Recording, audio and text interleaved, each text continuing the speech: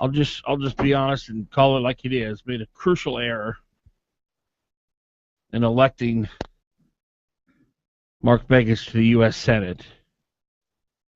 That 6-year reign in which Mr. Begich and Mr. Obama and Mr. Reid were in charge will be something we'll be digging our way out of for quite some time. But I can report to you this morning, for those of you who did not hear, I'm sure most of you have, Associated Press late last night called the U.S. Senate race. Dan Sullivan is the winner. Wow. I didn't think it could happen. I thought you would immediately go out and start lighting up fireworks. Just get wasted. No, I figured, I know you don't celebrate in that manner. Woo. I don't know how you celebrate. Leaf blower. I don't know what it is. A small smile creeps briefly across my face. He wants to be a fly on the wall. And then you go back to business. Then I Down go there. back to business. But be honest, because Glen Biegel is here, Bonnie Cameron's over there, Brian's in the studio booth, and Dan sitting right over here. What was your reaction? Because as I talked to you yesterday, yep, and you had your worry hat on. Oh yeah, you were still, well, what if he cheats? What if the villages and the what if this and frankly, you were scaring me a little bit. Well, there was a 2,100 votes off one fax machine that just had me going. Now I don't even know if that's true. I just heard it, and I heard it from 2 or 3 sources, and they say, well, somebody's reporting it. I never got any clarification on any of that. So my question to you is, when you heard the Associated Press had called the race for Sullivan, what was your instant reaction? That was at about 1:20 this morning. Is that when they did it, or no? That's when I realized. Yeah. Because I woke up at 1. I don't know what's wrong with me. Do you sleep? I do. I went to sleep early at like 9:30. So, but anyway, my initial reaction was nothing. I had no reaction at all. That doesn't make sense. I know. I don't know why that. I don't know why that is. I'm a strange person. A tiny grin creeped across his face. That basically is kind of what it was. I mean, I wasn't any more than that. Now, had Parnell pulled out a win, then I would be fist pumping. Well, yeah, I'd be. No one saw that. I was not surprised with Begich winning. Can we? I mean, not with Begich. That gave me chills. Yeah. Sullivan winning. The Nile ain't just a river in Egypt. It's a time we face reality that Parnell's losing. He's done. Yeah. By the time you face reality. I guess you're right. I've been facing reality for No, because Walker's lead actually grew. Yeah. Mm-hmm. Yeah. It was a tough race for him. Look, it was a unique set of circumstances and a flat-footed campaign.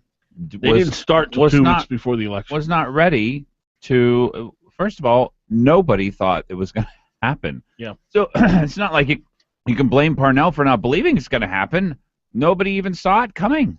I remember the Democrats drop out of the race. They drop their gubernatorial candidate. Their entire central body signs on and says, "Yeah, that's fine." I mean, Amanda Coyne was shocked off of her rocker, just like everybody else. 6 to 8 weeks before the election day, Jerry Gallagher, Sean Parnell's campaign manager, said, "Hey, can we meet?" And I went over to Starbucks. We talked for about an hour, and he said, "No, we're fine. We're 18 points up." And he had just won the previous one by the largest margin ever in the entire state history. It's a 60-point to 40-point margin. We're not talking like this guy. Oh gosh, it's going to be tough for him. Nobody thought it was going to be tough. Yeah, I think he didn't realize. I don't think he anticipated he should have figured the unity. He should have had a contingency plan in place in case the unity ticket came along. Because once it did, by the time they got their act together, literally it was 2 weeks beforehand, and the Republican Party was too late jumping in to help because they had already written the race off. But I'll tell you, and you're going to love this, I'll tell you what I think cost them the election. What's that? The minimum wage. Because here, I was thinking a lot about it. And let me get both of your takes on this. People who make minimum wage don't vote. So, boom, let's wipe them off the relevance meter. The minimum wage is not a big issue for most people. It's a popular issue. Most people like the minimum wage, but it's not a deal breaker. but it is for conservatives. When a year ago I heard Mitt Romney said, yeah, I think we should raise the minimum wage, I thought to myself, thank goodness he didn't win the presidency. And when I was at that debate, neither one of you were there, on the Friday before the election, and I asked Dan Sullivan, Sean Parnell, Bill Walker, and Byron Millott if they would want to raise the minimum wage, and Dan Sullivan would say absolutely not. I just, yes, he gets it. And when Parnell... Mayor Dan Sullivan, by the way. Yeah, Parnell kind of limp-wristedly said, yes, I think we should raise it. Like, and it made me so mad. Mm-hmm. That's because he thought he could change it. No, it's because he thought it would help him get elected. Mm. And true conservatives are looking for somebody who believes in the cause, not somebody who just wants to get elected. Now, I think it was a mistake not to vote for Parnell because of the minimum wage, but I understand why people did it, because we have so much watered-down conservatism today. And Parnell, in his calculation, which was, and here's the key word, you cannot lead with this word, which was fear-based. You will never change your culture, your society, your world if you're afraid. Ever. You're useless. You cannot be afraid and be a leader. And, when you start making decisions on what's going to give you the best chance of getting elected, and look, Dan Sullivan did it too. But Dan Sullivan had to play with because he was running against a guy who had a horrible record. And frankly, Mark Begich committed political suicide when he used a murder and a rape to win the election. He was done after that. He was never going to win past that moment because we saw who he was. As long as Sullivan didn't throw it away. Yes. That's right. As long as Sullivan just was disciplined. It was Sullivan's to lose. That's right. At the point that he ran that commercial and got painted as the worst because everybody could hear the pin drop in the room and knew. That's right. Mark Begich will do anything, say anything, claim anything, right. Assassinate anyone in order to get back in office. Because Glenn, frankly, 95% of people running for office would never do that. No. It put him in a different category. Yeah. So anyway, I think that minimum wage vote was a big deal. I don't know if it cost Parnell the race, but I guarantee you it cost him votes. And he didn't have any votes to play with. Mm-hmm. So, well, I'll get my take when we come back. All right, 569-1080. Dan Fagan, Glen Biegel, Bonnie Cameron.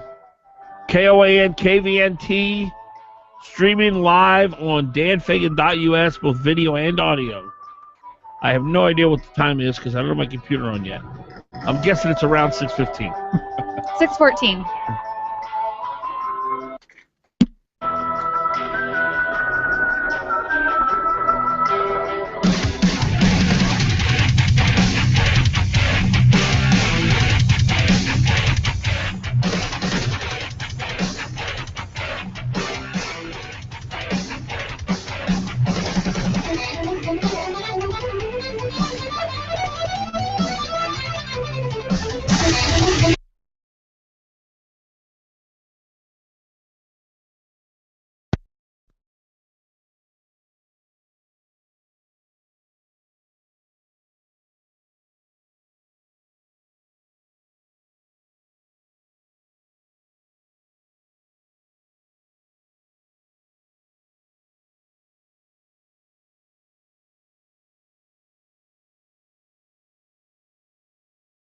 Touchdown!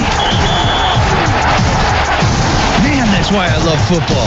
There's nothing better. Well, except maybe free buffalo wings from Sicily's. Call 333-8000 right now and ask for free buffalo wings. Buy any extra large 2-topping pizza at regular price and get 10 free buffalo wings. It's fast, easy, and affordable. Enjoy hot, fresh pizza and Italian food. Call 333-8000 or order online at SicilysPizza.com. Best ingredients, best pizza, Sicily's. Just call Sicily's Pizza. 333-8000. Hi, my name is Mike Ferris, president of Alaska Enterprise Solutions. We are the face of Xerox in Alaska. Xerox is a trendsetter, and AES Xerox is following in those footsteps. We are the document management experts, specializing in short-term rentals of copiers and scanners. We have offices in Anchorage and Fairbanks, and we are your Xerox professional agency with an Alaska focus and worldwide support. You can reach us at aesalaska.com or 561-5100.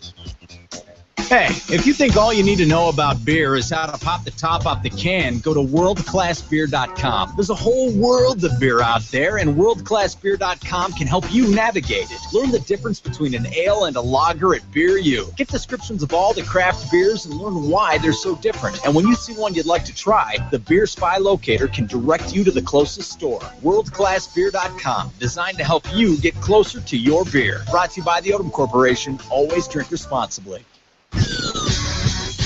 You're on with Fagan and Biegel on Hot Talk KOAN and online at 1080KOAN.com.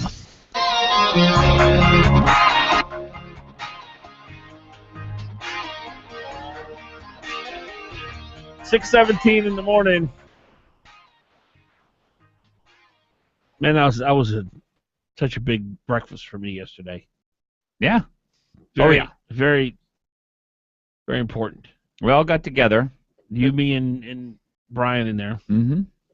Very, very important. Oh, good. Yeah, I'm so fortunate to be surrounded with the people that I'm surrounded with. I really Don't am. forget it. Yeah, it's a big deal. Life is so much of who you surround yourself with.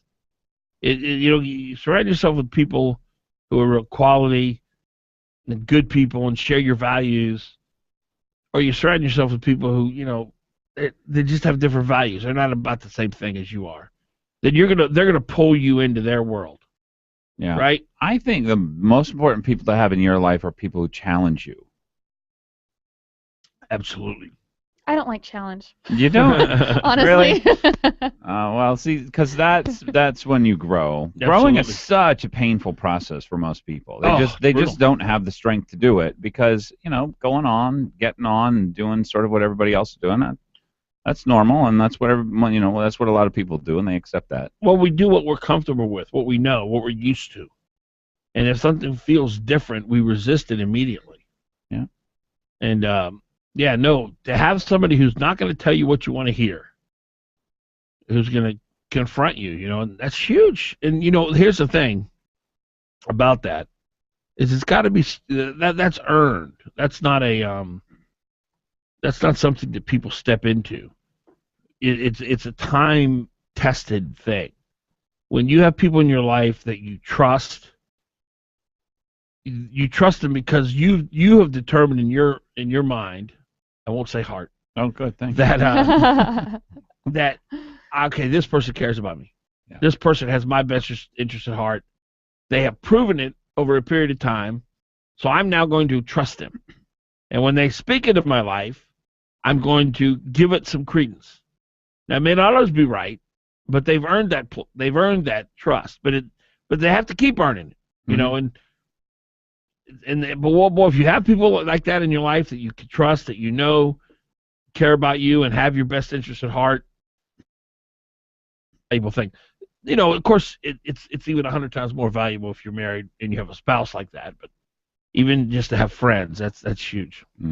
Definitely. I'm not going to take this shot.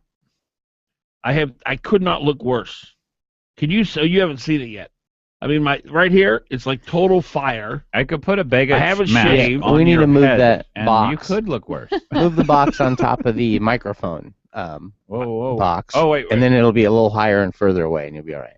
I love transitions. I know, we're talking about our camera shots now. For those of you who can't see through the radio. My face is on fire. You can't see the picture because I refused to take it. I mean, literally, you can't see me. While you're talking about that, can I talk about my take on Yeah, Parnell go ahead. and minimum wage? Go ahead. I'm going to take the shot. You'll see Go, what I'm Glenn. talking about, Brian. Go, Glenn. Go, Glenn. We need to have like a little theme whenever Glenn speaks. Parnell lost the race because he doesn't see the value in running a campaign. Campaigns are really important for politicians because they help establish, here's what my goals are. Did anybody know what Sean Parnell's goals were, really? We didn't even know that he had gotten us a gas line or at least a really good shot at it until I'd say a month before the election. He didn't make his case. And so he is he's this really odd mix of a really good person who got put into a position that he just doesn't understand the power of, or the value of, or the importance of, or, you know, how to use, really what the tools are of the governor.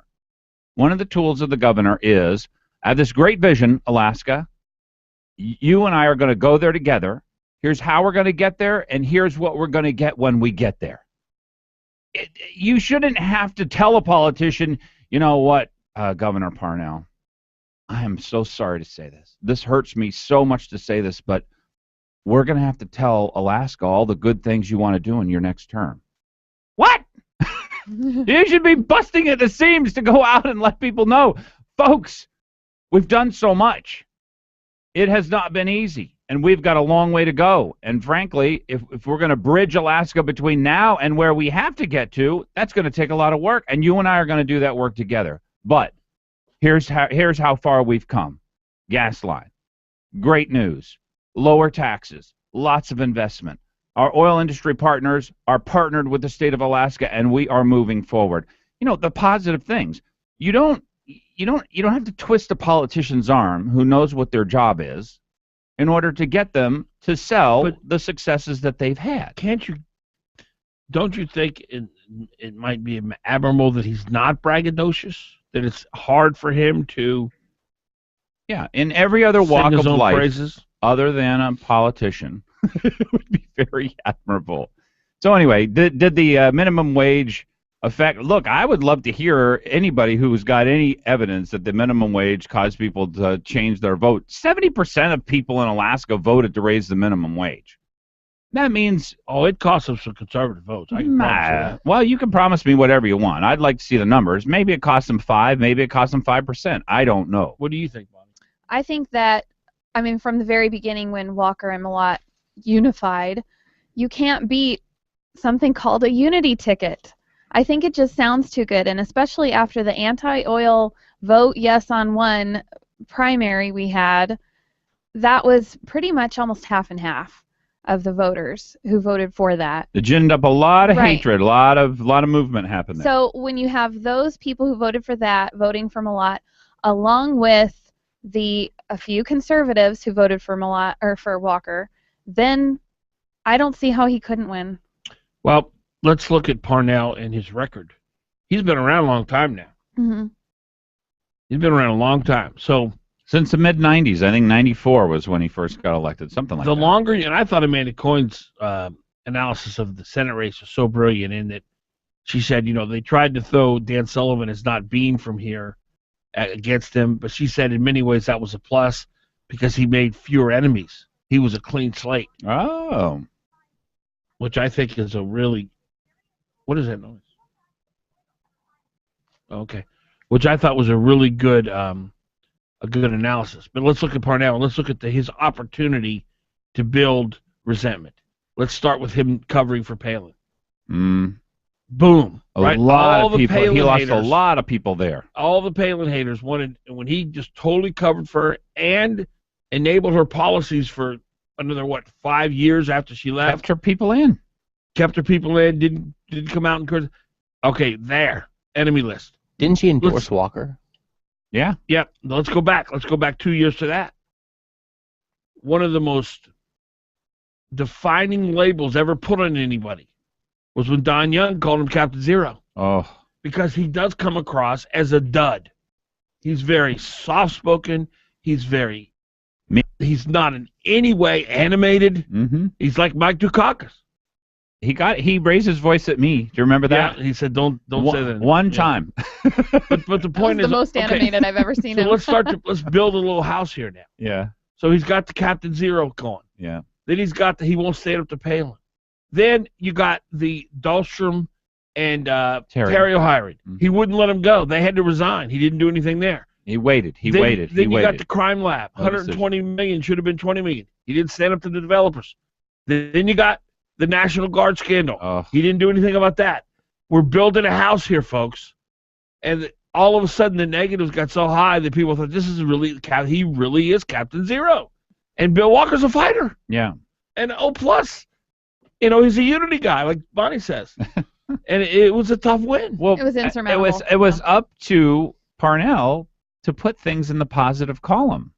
And that's called a vision, which is what I've been calling for years from him. And he never interacted even with people who were his supporters.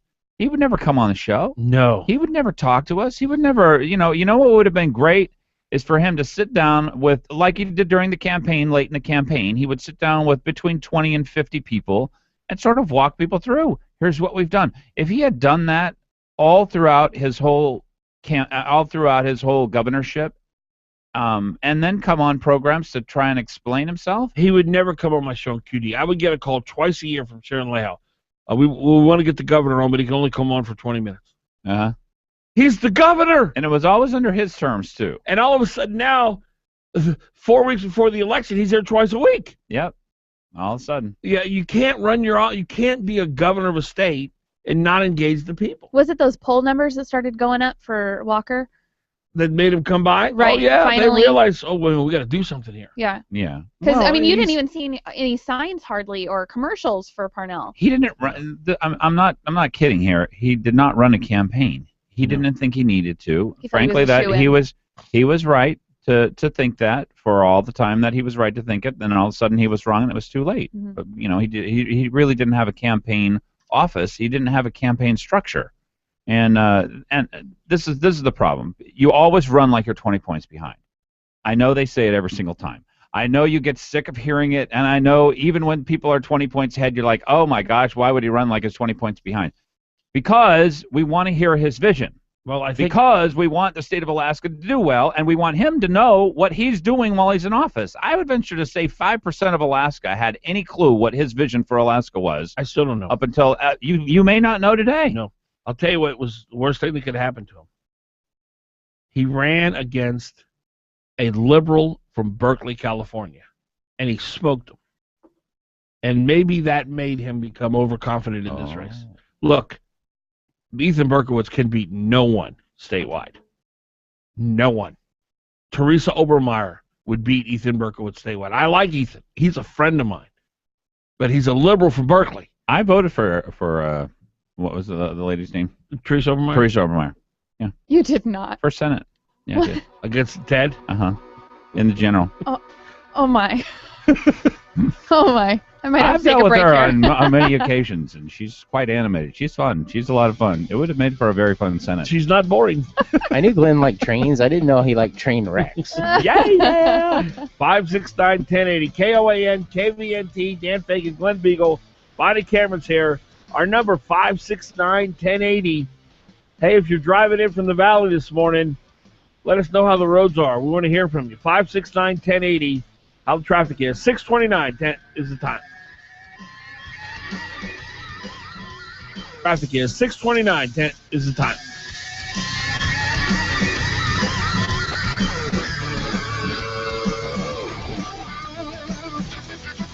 Don't just sit there. Give them a call. 569-1080. Join the conversation.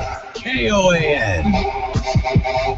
With KOAN News, I'm Chuck White. Another delay for that long-awaited multi-million-dollar pool that opened in Bethel November 1st amid much celebration. Reports are the facility has been temporarily closed due to issues with its fire suppression system. A Juneau man is headed to 15 years in prison for a sexual assault on an incapacitated woman who was passed out in Marine Park last year. During the sentencing phase, a judge described Gilbert Willard as someone who preys upon the defenseless. Court records show a witness called 911 after spotting the defendant groping the woman. The Hawaiian shipping company Matson Inc. is acquiring the Alaska division of its competitor. Matson is purchasing Horizon Line's Alaska operation for a reported $69 million.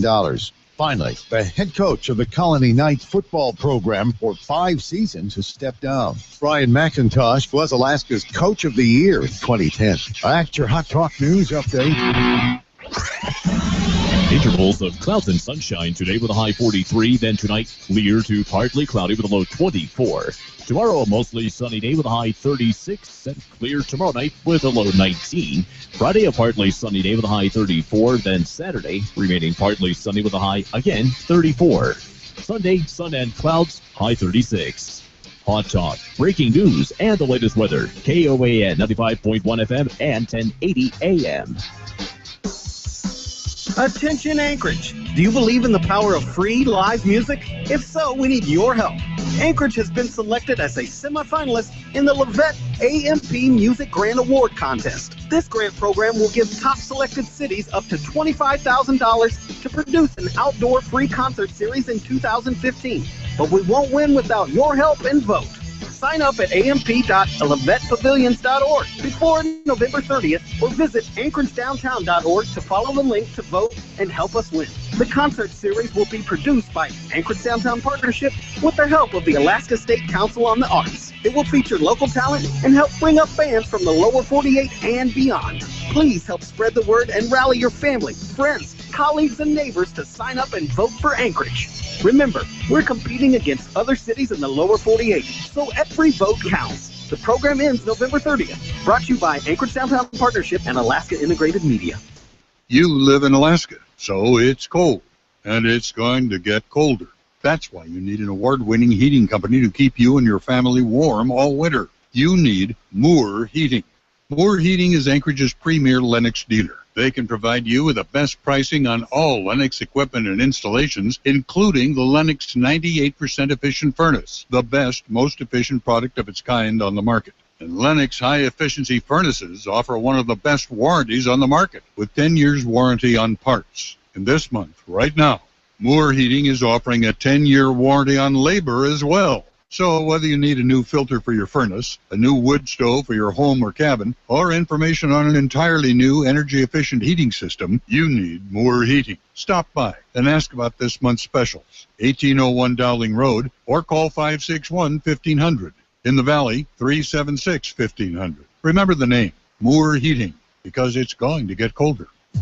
Hello? Hi, it's me, Ross Matthews, America's Gay. Listen, I get it. Life is hard. Okay, we all struggle. Boyfriend problems, girlfriend problems, job problems, life problems. Which TV show to watch? Honey, I get it. You need help. That's why I'm here. I'm the gay best friend you wish you had, and honey, you know you need. It's Straight Talk with me, Ross Matthews. This is tough love, honey, but it's worth it, like plucking or waxing. Get your weekly gay pep talk right here on podcast1.com. Local news, weather, and the Dan Fagan Glen Biegel Show on Hot Talk. KOAN. Brought to you by Connect Country Liquor. With 4 convenient locations in the Valley and Talkeetna, you won't find a better selection. When I grew up, I wanted to be a pro basketball player. An elementary school teacher. Oh, an Olympic gymnast. No matter what dream you choose or where you are in life, your local Country Financial representative offers helpful advice on everything from auto and home insurance to financial planning, education to retirement, and business insurance too, so that you can continue to grow and dream. For more information, visit countryfinancial.com or call 1-866-COUNTRY to grow your own way. Do you remember that Beatles song? If the rain comes, they'll run and hide their heads. You know which one I'm talking about. Well, if that's you and you're inside your home or office, it's time to call Earhart Roofing. Call Earhart Roofing for all your roofing needs. Flat or pitched, large or small, Earhart Roofing will do the job quickly, and they'll do it right. Earhart Roofing, big enough to serve you and still small enough to care. Call 345-5555. That's 345-5555. All my life, I've enjoyed hunting and fishing, but as I got older, it made it harder to enjoy the Alaskan outdoors. Thanks to Chugash Chiropractic, I'm back on the stream enjoying Alaska. Besides aligning the spine, we also deal with the musculature and the nervous system of the body. To do that, we not only adjust the spine, but we also balance muscles along with various therapies and deep tissue therapy. We help bring the body back to normal function.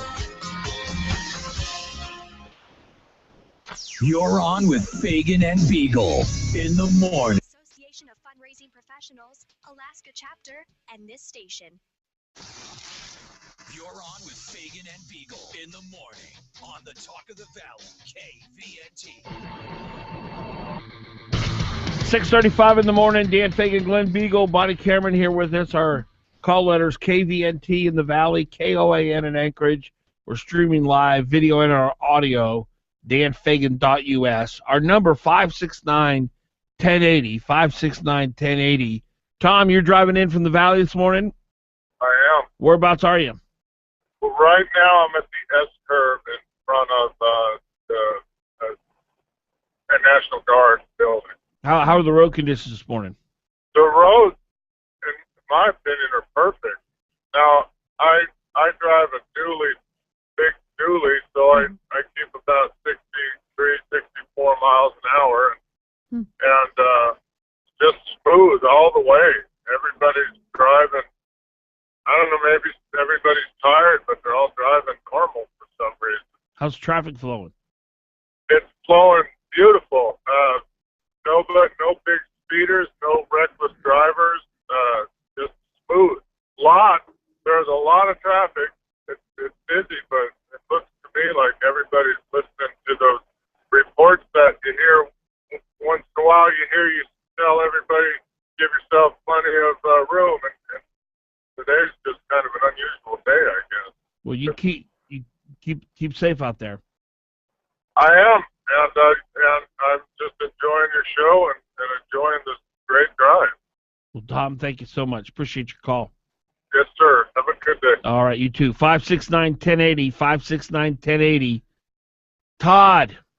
Hey, good morning. Morning, Todd. Hey, Keith must be ahead of me because I'm driving 73, so there is one reckless driver out here. And what are you driving, and what's your license number? And we need your driver's license number, actually. Yeah. Hey, I heard Hollis French is donating some of his campaign funds to charity, so Alaska Right to Life and Crisis Pregnancy Center better get ready for those fat checks.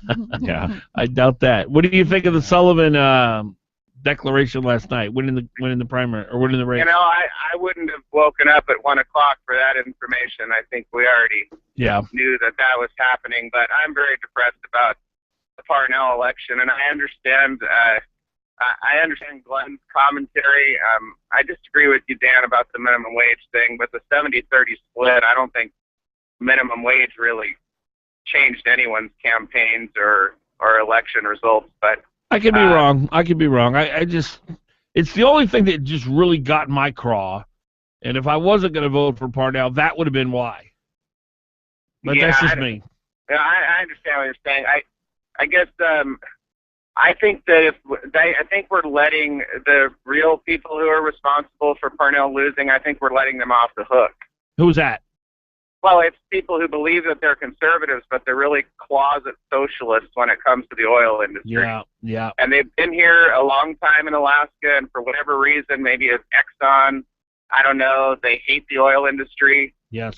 And, you know, I understand what Glenn's saying is that it's up to a candidate to win an election, but I really believe it's up to voters to actually vote for the correct person. Yeah. And maybe Parnell didn't do a very job of helping people understand that he was the right person.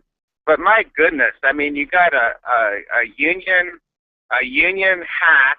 I'll give him the social conservative part, but he's a union shill, combined with pro-death people and making deals with a pro-death lieutenant governor candidate. I think people need to do some soul searching here. All those people who think they are conservatives who voted for this ticket really need to do some reflection. Todd, what is at the core of that sentiment you described? The people who've been here a long time, and they seem to be the ones who hold the real bitterness and envy and jealousy and anger toward the oil industry. What's at the core of that? I don't understand it. I've been here for 27 years, so I'm definitely not a sourdough, but I don't get it, because those people really should know what Alaska was like before the oil industry, and so I don't really understand it. I think maybe it's jealousy or envy. They don't think Alaska's getting enough from them. Jealousy and greed.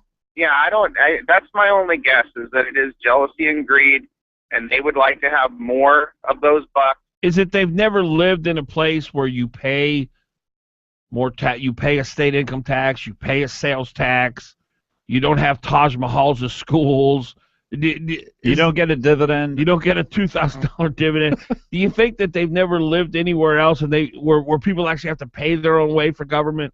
Yeah, I don't know. I'd like to see all of us get what we really get from the oil companies, some documentation that showed us that. But I mean, that's impossible to produce. But I don't know. It's frustrating. And as a evangelical Christian, I think of myself as one. I'm very disappointed that we elected someone who has made deals with people who I believe just are on the wrong side of right, the wrong side of goodness, and that bothers me. Well, when someone says to you, "You're a shill of big oil," it shuts down the argument, and it's really hard to reason with people. If their position is, it's our oil, you're a shill of big oil, really the discussion's over, isn't it?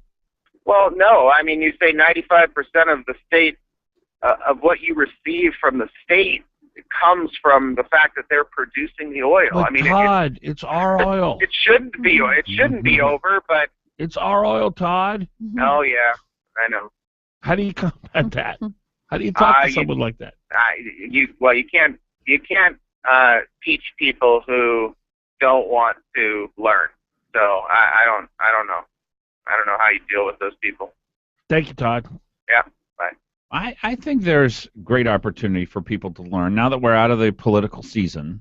And I don't know why this story about the oil industry has never been told. When our state started, crazy companies came up here and invested resources to build a pipeline that had never even been attempted anywhere in the world.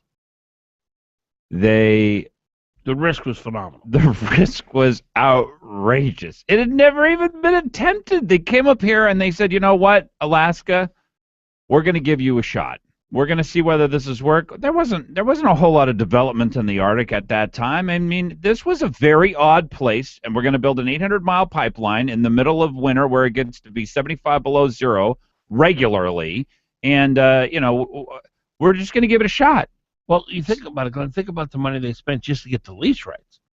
Before they even knew they could build the pipeline, before they knew what was going to happen with the natives, before they knew what was going to happen with the environmentalists, the thing only passed in Congress by one vote. Now, if they hadn't passed that law in Congress, by the way, which said that the environmentalists couldn't sue them to stop the project, we would have never gotten a pipeline. And I want people to realize that it was a different day, and we kept the environmentalists at bay when we knew they were crazy. We no longer do that. But I want to go into a little bit more detail about people understanding the risk that was taken and why the oil industry is still getting a benefit from that risk, because it seemed so crazy at the time. They're still getting a benefit for it, but that really doesn't help the state of Alaska. It's so important for people to... Real quick, both of you, take a shot. What percentage of Walker voters voted for Walker because they hate the oil industry? 50. 50, yeah. I think it's 100%. That's what we preach. 644. I think it's 100%. That's what we preach. 644.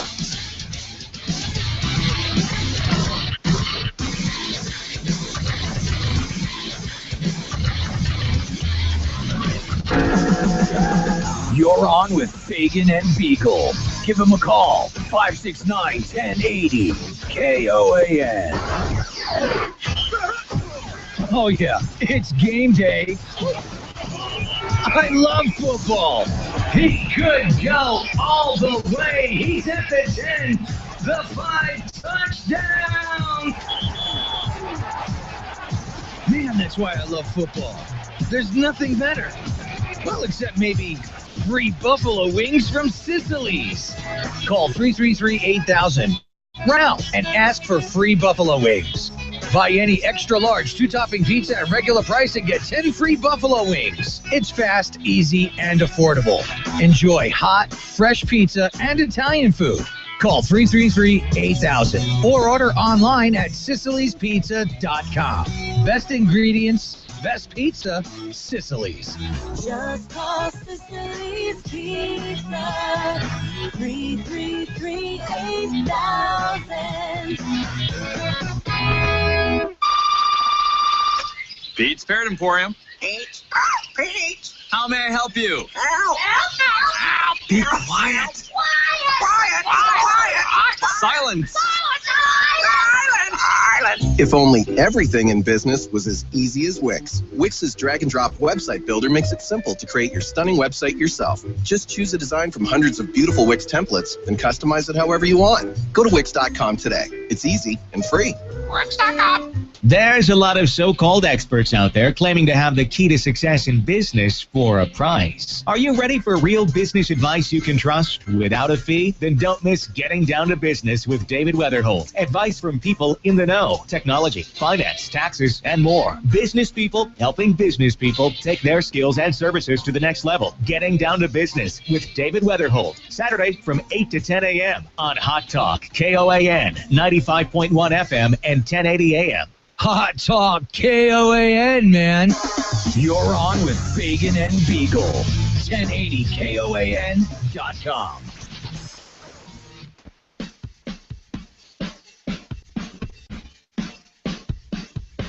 Well, good morning to you on this Tuesday morning, November 12th, 2014, 6:47 in the morning. We're broadcasting on KOAN in Anchorage, KVNT in the Valley.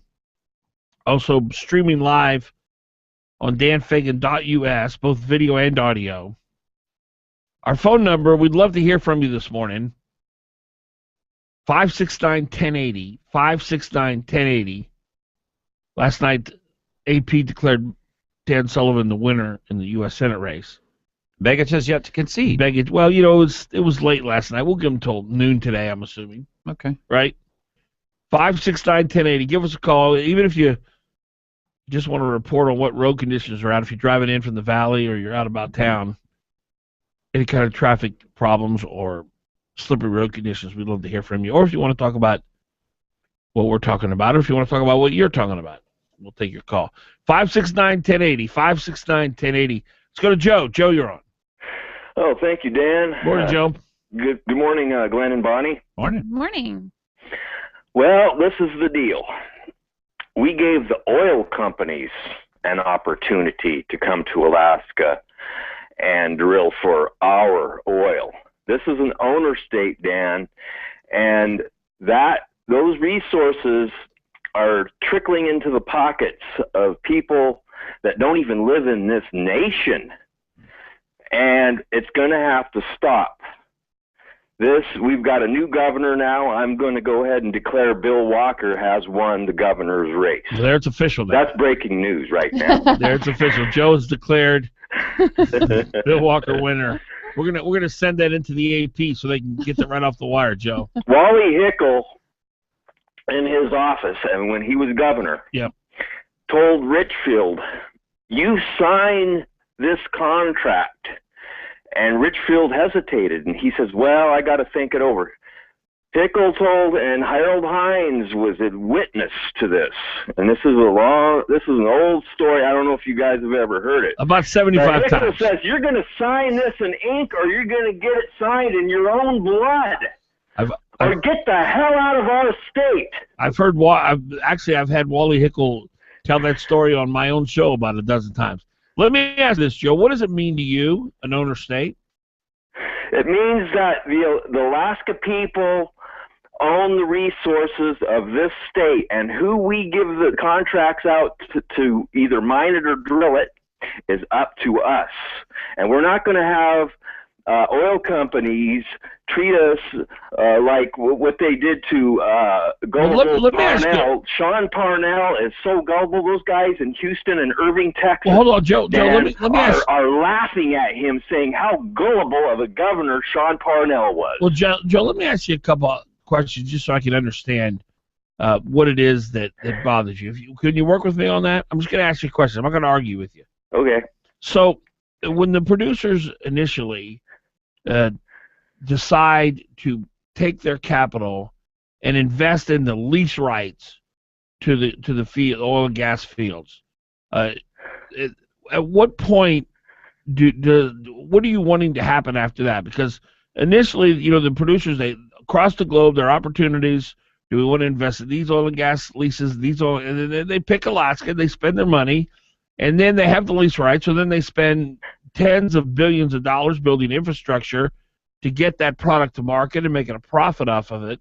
Where is it that the oil companies have taken advantage of us? Well, they've grouped together the three, the Conoco, the Exxons, and the BP, to form a monopoly. Some people call it an anopoly.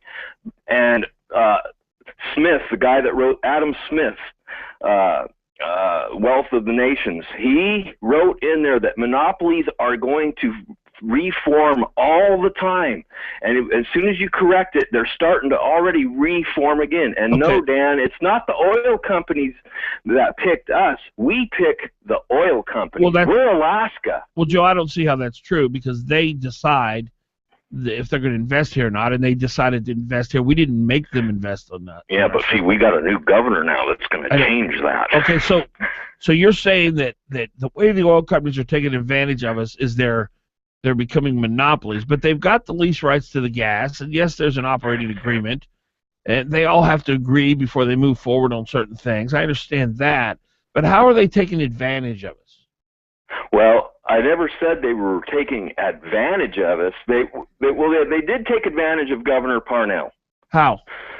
By persuading him on the SB 21 law, and they put in 100-to-1 money against yes, and that made it so that they barely won that. Well, let me ask you this: is this back in the primary? Let me ask you this: so they invest all the money, they spend well over $100 billion in infrastructure, they've pumped well over $140 billion into state coffers.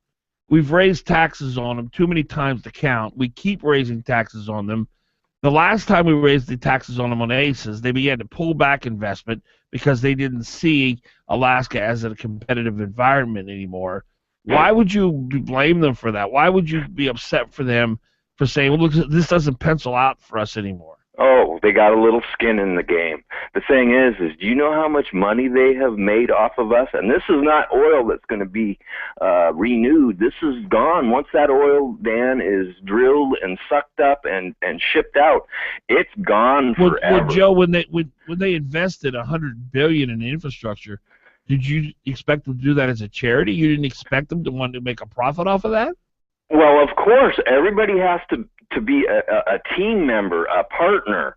But when you run away with scads of billions and billions on top of that $100 billion that you just said, then we need a governor, some leadership to do something while us working class people are working. We don't have time for this. We don't have time for this. Joe, what specifically do you want Governor Parnell to do then?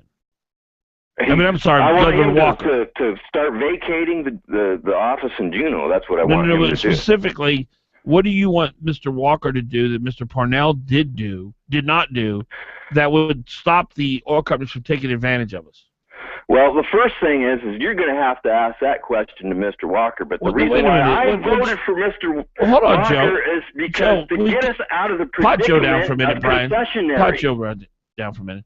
Joe, I can't allow you to make speeches. I don't mind having a discussion, but when I ask you a question, you got to address the question, because otherwise it's just a big speech, and people want to hear a real dialogue here. So back to my original point, you say Parnell was weak on the oil companies. They took advantage of us. What specifically do you want Mr. Walker to do that Mr. Parnell did not do that will stop the oil companies from, as you say, take advantage of us? To stop going against us on the gas line. Well, they've signed an agreement with Governor Parnell. They're advancing it. They've spent $430 million. But we are in a concessionary predicament, and without 51% ownership of that gas line, we aren't nothing. So what do you want? I love my state, Dan, as much as you love Louisiana. Well, then that's a Palin move there. What do you want Mr. Walker to do specifically to stand up to the oil companies to stop them from taking advantage of us? Be a man. Oh, well, that's a good answer. That makes sense. I mean, so you don't have a specific answer? Say, have them come to his office. So it's the location in which they have their meetings. That's a figure. It's a personality thing for Joe. He doesn't like Parnell. Hey, he doesn't like his personality. I'm asking you guys. Hey, now, what about that, Joe? I hear Bonnie talk once in a while. Now, Joe, what do you say to that? Is it you just don't like Parnell? Because you're not giving me any specifics, That's a fair conclusion on Bonnie's behalf. If you really want to know, no, I do not like Parnell. Okay, is that why you voted? Stocks down into the ground. And is that why you voted? Coming back with game. So and there's all kinds of different reasons. Pot him down. He hates Pot women. Pot him down.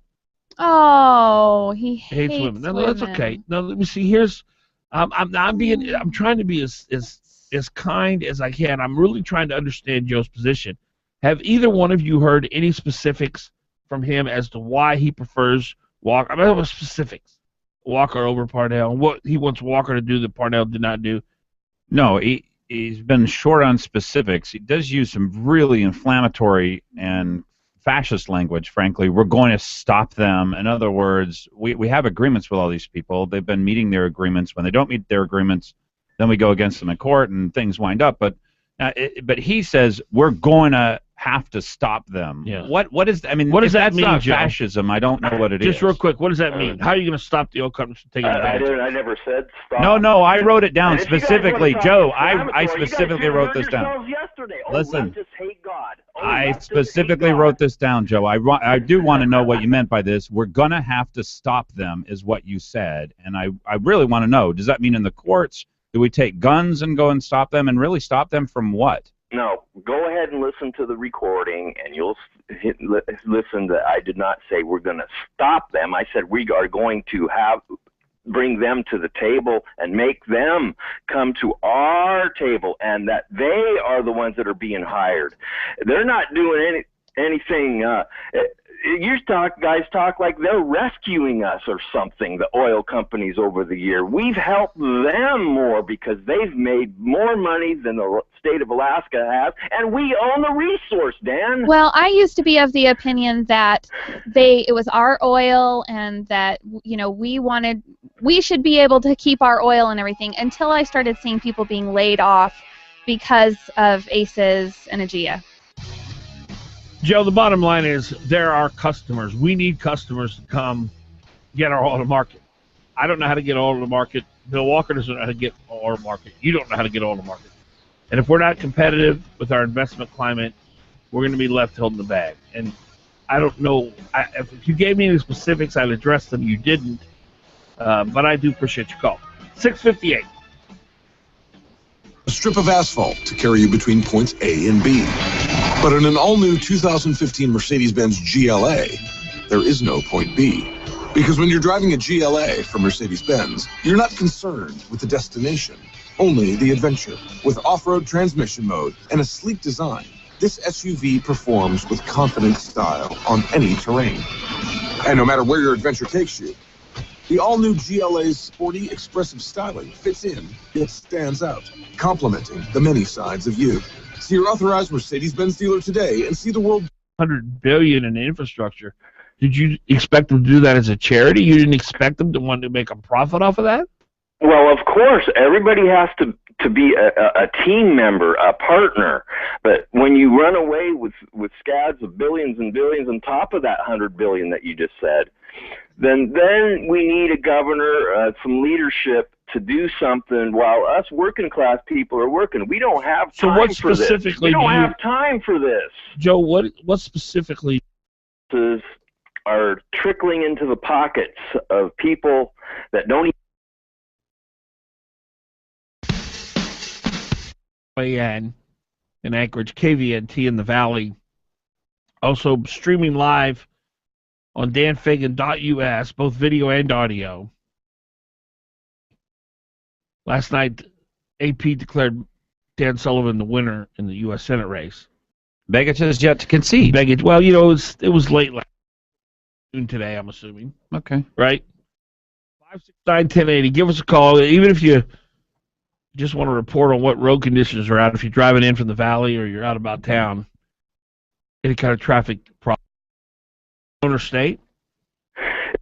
Walker winner. We're gonna send that into the AP so they can get that right off the wire, Joe. Wally Hickel in his office, and when he was governor, told Richfield, "You sign this contract." And Richfield hesitated, and he says, "Well, I got to think it over." Yes. Are laughing at him, saying how gullible of a governor Sean Parnell was. Well, Joe, let me ask you a couple questions just so I can understand what it is that bothers you. Can you work with me on that? I'm just going to ask you questions. I'm not going to argue with you. Okay. So when the producers initially decide to take their capital and invest in the lease rights to the field, oil and gas fields, at what point what are you wanting to happen after that? Because initially, the producers, across the globe, their opportunities. Do we want to invest in these oil and gas leases? And then they pick Alaska. They spend their money, and then they have the lease rights. So then they spend tens of billions of dollars building infrastructure to get that product to market and making a profit off of it. Where is it that the oil companies have taken advantage of us?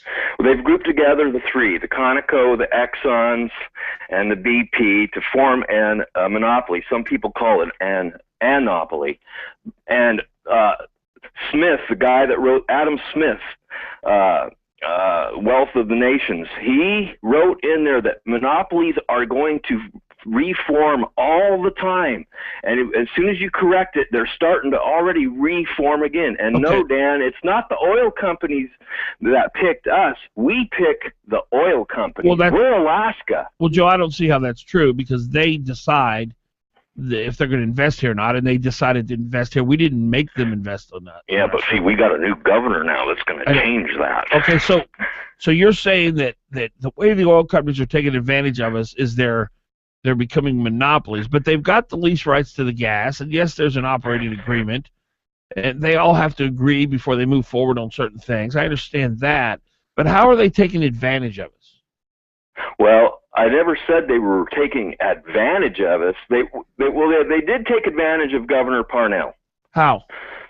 By persuading him on the SB 21 law, and they put in 100-to-1 money against yes, and that made it so that they barely won that. Well, let me ask you this: Is this back in the primary? Let me ask you this: So they invest all the money, they spend well over $100 billion in infrastructure.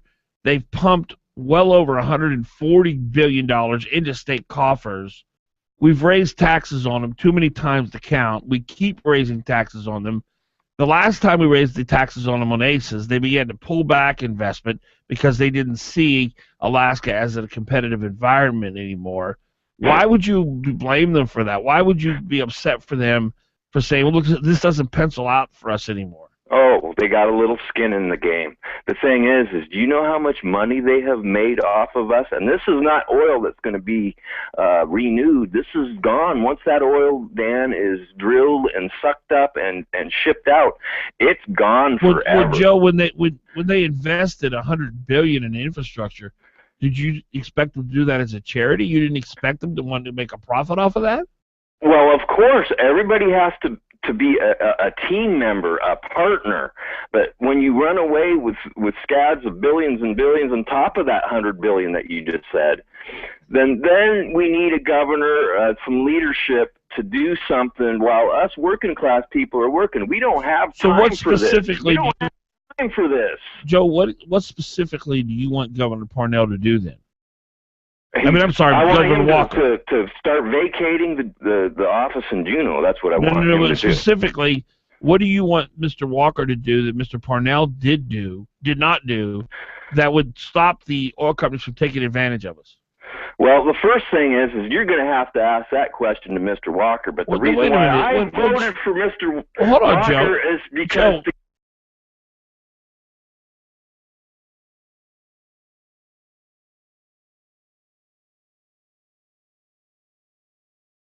River. Here's my good friend Keith Montronock. Automotive repairs can be frustrating. Let me help. Call 349-1637. I have been in business for nearly 20 years at the same location. Specialty Truck and Auto is in South Anchorage behind the Long Branch Saloon where Diamond becomes Abbott. I have 6 ASE certified technicians working from 7 a.m. until 6 p.m. Monday through Friday. I have a voucher for any of the 6 Alaska Laser Wash locations for each customer. If you schedule ahead and need a ride when you drop your vehicle off, I may be able to help. Call Specialty Truck and Auto 349-1637.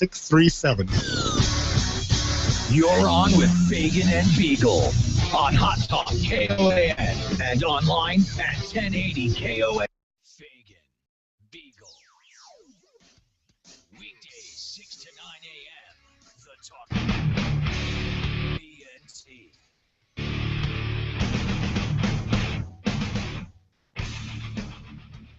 6 minutes past 7 o'clock, Tuesday morning.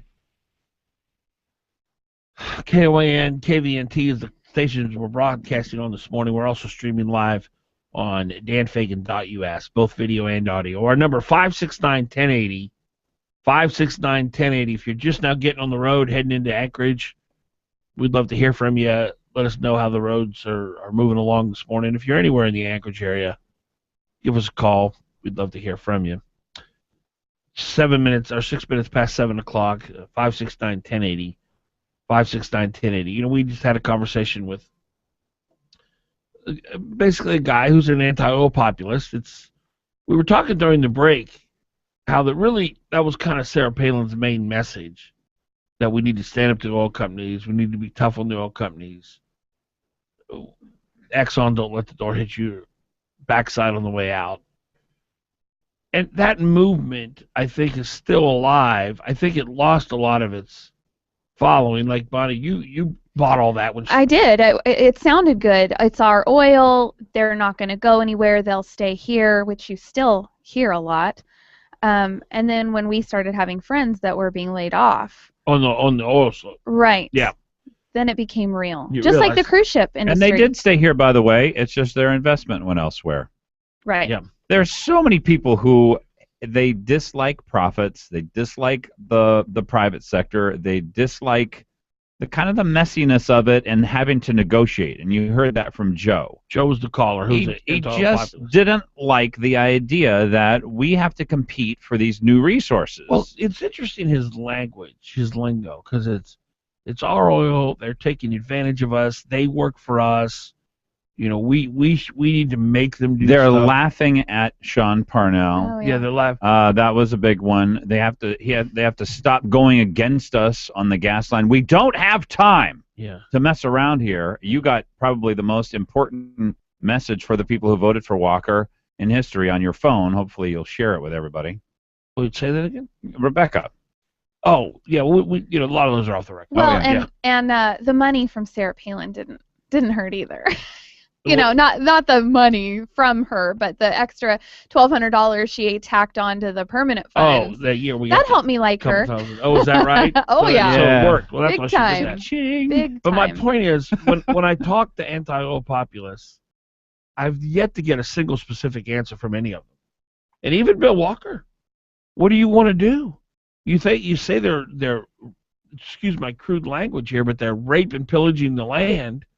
That, you know, they're taking advantage of us, that we're, you know, beholden to them and we're giving in to them. So what do you want to do? What are you saying? It's all language that's inflammatory, that's designed to say they're taking. Look, there's nothing. There's nothing. There's a great scene in the show Seinfeld, where that Kramer gets a job as Santa Claus in a department store. You ever watch Seinfeld? You don't watch Seinfeld? I did watch Seinfeld. Okay. It was the last one that I actually watched, last sitcom. Oh, okay. And then he's got this little midget buddy, or what do they call them? Little people. Little people. Can't call them midgets anymore. And Kramer meets this communist friend.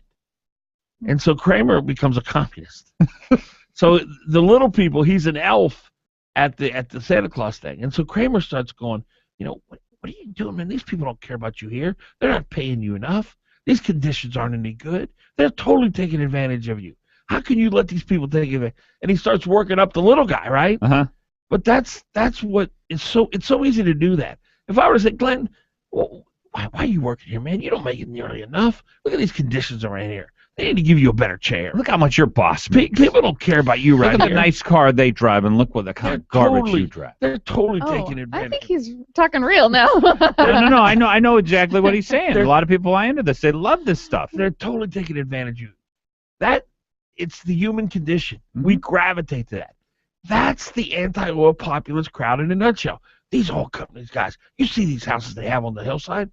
You see all that money that they're sending over out to Houston or the Netherlands or whatever. They can't take advantage of us Alaskans. And it starts building up this envy and this resentment and this jealousy. And when you start to reason with them, you say, okay, well, what do you want to do? I don't care. They're just taking advantage of me. We're going to have to stop them. I mean, I gave Joe 15 minutes. Yeah. to give me one example of what Walker should do that Parnell's not doing. Yep. He couldn't give me one. 15 minutes. I asked the same question 12 times. All he kept going, it's our oil. Be a man. That's what he Stand came up to with. him. That was his answer. Yeah. Parnell needs to be a man. Well, I'm not sure what that means. It was that's funny. It was the perfect illustration of a thought process driven by envy and jealousy that clouds the thinking. It literally it pushes out rational discussion. Cripples. That's the word. It literally cripples your ability to think clearly. And I'm sorry, but it is not our oil once they extract it from the ground. That's the way I look at it now. 569-1080. 569-1080. Tom. Good morning. Morning.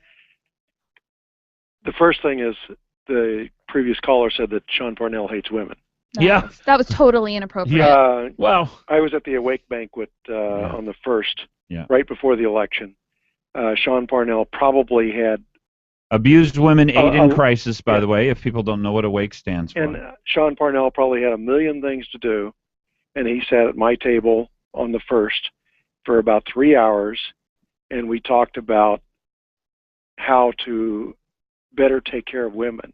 And at the table also was his appointee that deals with all of the different state departments furthering how we can help women in the state of Alaska. So Sean Parnell has done more for women than any other governor that we've ever had. He's the only one who had the courage to raise the domestic violence abuse in this state. Right. So, so when I hear something like that, it just makes me mad. But then the oil companies. I love the oil companies. In 1970, when I got here, there was 300,000 people in the state of Alaska. Our state budget was under $1 billion, and we paid that through our income taxes. Yep, it was 400 million actually back then. No, 300. I've got the 300 million. Yeah, I knew it. You said it was under $1 billion. It wasn't anywhere close to $1 billion. Oh, I meant 300,000 people in the state of Alaska. Yeah. I'm sorry. But anyway, now the oil companies pay 96% of the state taxes that are paid. Oh, they're screwing us. 96%. Doggone those guys. And we have the 2010 census. There were 722,000 people in the state.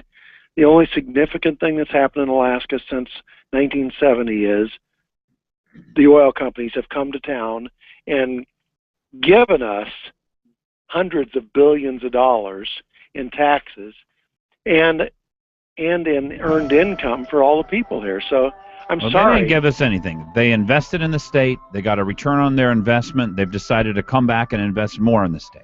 Thank you, Tom. We're up against break. Okay, have a good day. 7:14.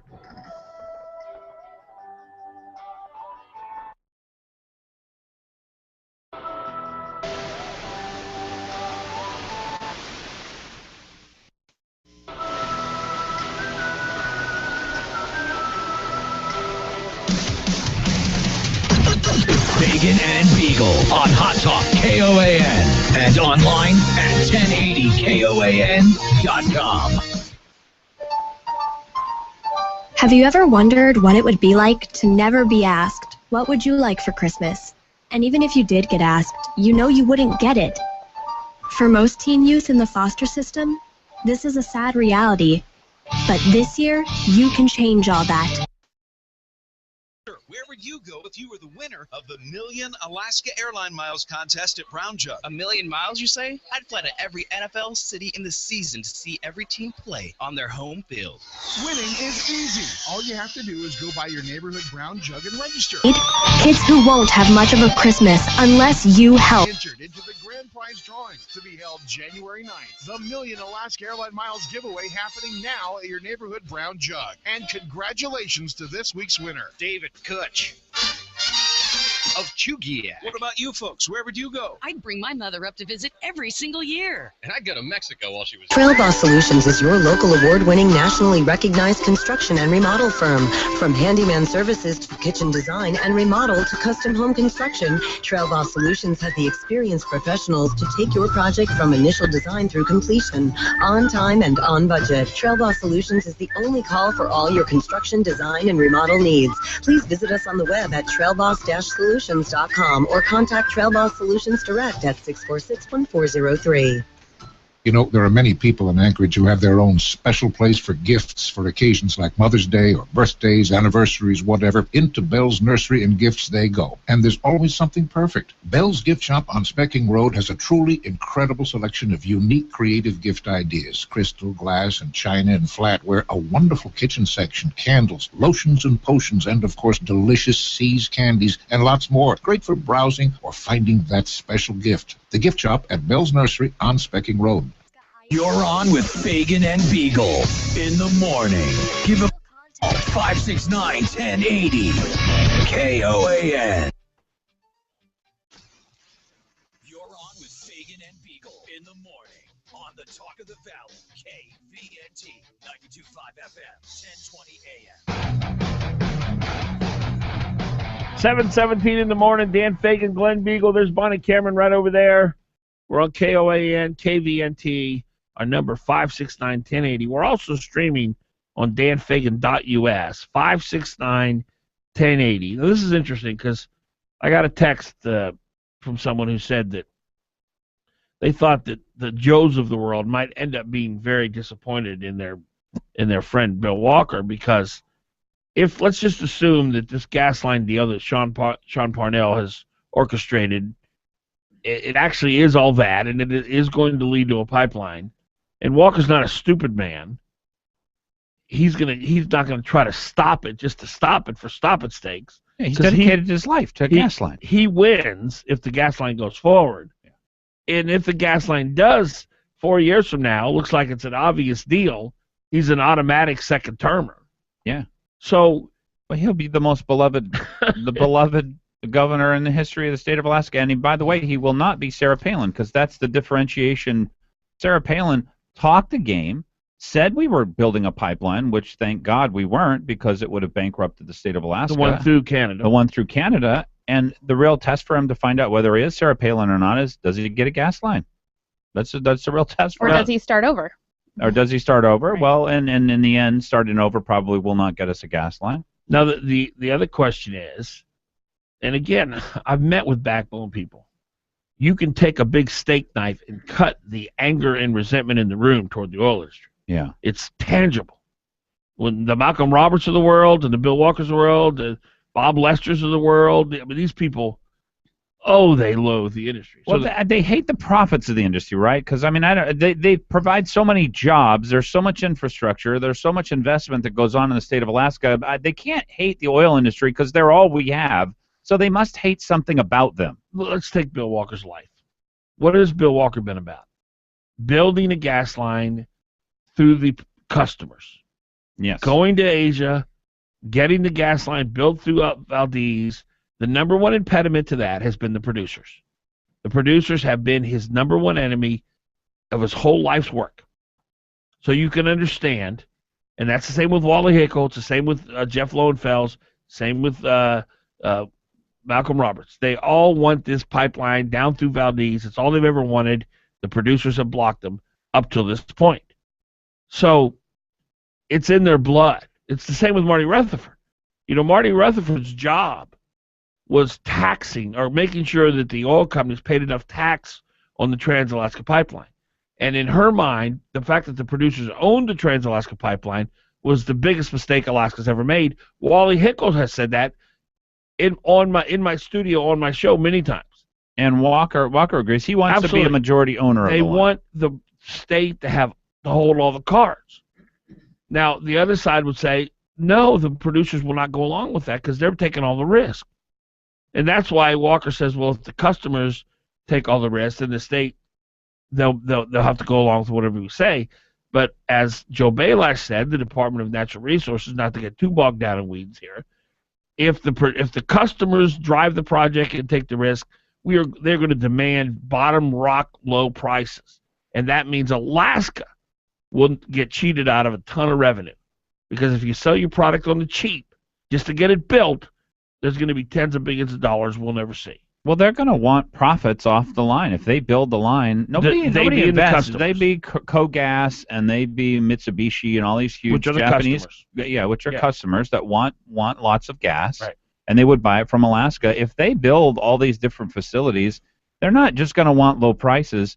They're going to want profits. They want their money back with, paid back in spades and low prices. Here's the question. Now, we talked during the break, and I've actually changed my mind during the break to now. Oh, I think Walker will blow up the process and start over. Okay, going with the customers building line. Pride, and it's built in his system. The producers cannot be in control. I've fought these guys my whole life. They can't be in control. That's why Walker loved aces. Anything that cuts the producers down at the knees, he's for. They're his enemy. They're his Al Qaeda, and I just can't see him just to get a gas line. Because he's thinking, and you said the pride word, I'll get my own gas line and I'll do it my way. I believe personally, and I hope I'm wrong, and if I am wrong, I'll apologize to Mr. Walker, but I believe personally his life's work is to take the power from the producer and take it into the state's hand. And I believe he'll blow up everything Barnell's done to get that. Now, I hope I'm wrong. Mm-hmm. What do you think, Glenn? I don't know. I'm not going to try to answer the question until I find out. This is what happened with Palin. Is she promised me she wanted an Alaska gas line. That's one of the reasons why I spent hundreds of hours on her campaign. It was a centerpiece, a core part of her message. It's a core part of what she wanted to do. I want natural gas liquids and all kinds of things. So she promised me. Now, what happened with her was she surrounded herself with people who disagreed with that. And then she took their advice as to what it was that she should do, and she ended up with this TransCanada thing. And well, essentially, everyone disagreed with that except for the backbone people. I got screwed, right? But so I don't know. There's so many different things going on here where this could turn out one way or the other. And whether Walker already has his idea, he wants to go all Alaska for sure. So there's not a tension between Canada and Alaska for him. But does he listen to people who are around him? Do the people who are around him change his mind, or does he look at what the process that Parnell has done so far and say this really isn't a gas line, or does he say, look, I want 52%, and if I have to, and if you won't give me 52%, I will go back to the drawing board and go to the people who buy it. I don't know any of those things. And Brian could testify to this because he was there. The two things he was insistent upon at our debate Friday before the election: I absolutely want 52% ownership, and I will not blow up this deal to get it. Yeah, I will not blow. It will not require me blowing up this deal to get it. And now, which of course Mr. Parnell followed with, of course it'll blow up this deal. Okay. Yeah, I had a question exactly about that. Yeah. So if Sean Parnell negotiated a deal already for a gas line, and somebody new comes in, wouldn't it be a renegotiation? Yeah. And also, won't Walker owe it all to Sean Parnell if he gets reelected because a gas line comes in? Yeah. Bonnie, you think it's a pride thing? I do. Now that's pride. 569-1080. 569-1080. 7:24 is the time. Let's go to Brent. Brent, you're on. Yeah, morning, Dan and gang. Morning. Hey, every time you guys mention this gas line, I have to wrap duct tape around my head to keep it from exploding. Do any of you guys have any idea what the Henry Hub price is for LNG in lower 48? I don't know what it is right now. It's not for LNG. It's just for gas because the Henry Hub doesn't have LNG, but it's about $3.20 or something like that. Yeah, about 4 under usually. Yeah. About $4. It's been under 4 for a long time. Yeah, predictions are all the way through 2020, about $4.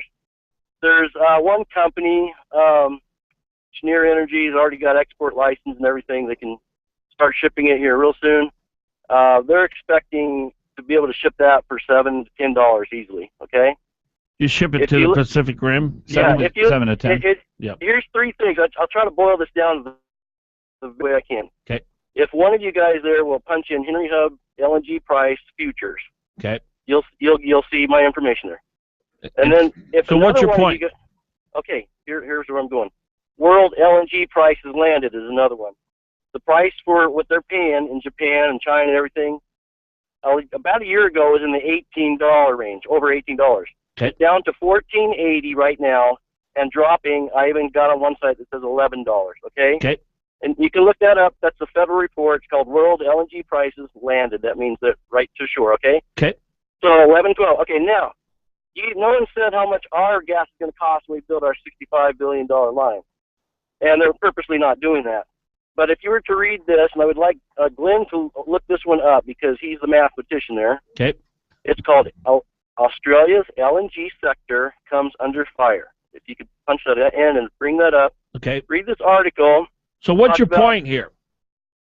The point is our gas is going to cost $14 or more. If you extrapolate from what Australia's done, they built a $51 billion line, and their price is not even including shipping are already $11 to $12. Okay, look that article up, and you can see that our gas is going to be so incredibly expensive, and there's several publications. So I'm going to make your point for you because you're not making it for me. It's going to be way too expensive. So it's not doable. So it's not doable. No. It hasn't been for years. So why have the producers spent $430 million advancing the line? $4 billion in infrastructure up in Point Thompson. Why are they doing all this? Okay, well, we have a myopic view up here, but I'll tell you, they've invested billions of dollars in other places, Australia and even lower 48. Even Japan's investing in lower 48 prices. I mean, it's ridiculous. Yes, they invest money up here to appease us. Appease us? Yes. What do you mean by appease us? Well, I think Parnell's twisted their arm and say, you want a lower gas price or lower oil price? Then go along with me and get this gas thing going here. So you think they're spending $430 million in infrastructure costs, $4 billion up at Point Thompson just for show, knowing they're never going to get the gas to market? Well, Point Thompson, a whole different thing, because so much liquefied process there, they can ship that down the pipeline. They don't really need a that's gas only line. 10,000 barrels a day. Joe Balash said they wouldn't have invested $4 billion to get 10,000. So you're saying why would they pay 14 when they can pay 3? Well, okay, well, I want to get... The estimated price is going to be $9 overseas. Why are we going to build something for $14? There's not going to be anybody to sell to. Yeah, all these numbers have been out there for a while, and this is not confusing people. But let me just give you a suggestion, Brent. Yeah. No field in Australia has the amount of gas that we have in Alaska. Now, Dan Sullivan, I just want you to understand, it's very critical for people to understand. We have about, I don't know, a fifth of the expected reserves for gas. But his 221 trillion cubic feet. But that's not really relevant, because if it's totally relevant, and here's why. Because you can expend the cost of the line over a much longer period of time if you know that you're going to get gas off in 10 years. Or if you're going to get it off in 20 years, or if you're going to get it off in 50 years, or you're going to get it off in 100 years. Here, I'll explain when we come back. I'll explain why. Stay with us, really Brent. important. Stay with us. And just one little footnote to this. I gotta go. Okay, thank you, Brent. Thank you. Dan Sullivan, when he was DNR commissioner, told me when he traveled to Asia, the demand for our gas is absolutely through the roof. It's very doable. So I can't go with Brent on that. 729. Where'd you get that shirt, Scotty? Rolling in, rolling deep, heading to the mezzanine. Dressed in all pink, something I get the shoes. I was a green drapes and a leopard mean girl standing next to me. Probably should have washed it for the what? But hey, business report. When you're counting and washing it up, you go. It's a compliment, passing up on those pockets, and someone else has been walking and touching, cause you forget it, man. I am touching and puffing and saving my money, and I'm super happy that's a bargain. I'ma take your grandpa style, I'ma take your grandpa style. Now for real, nasty grandpa, can I have a jammy now?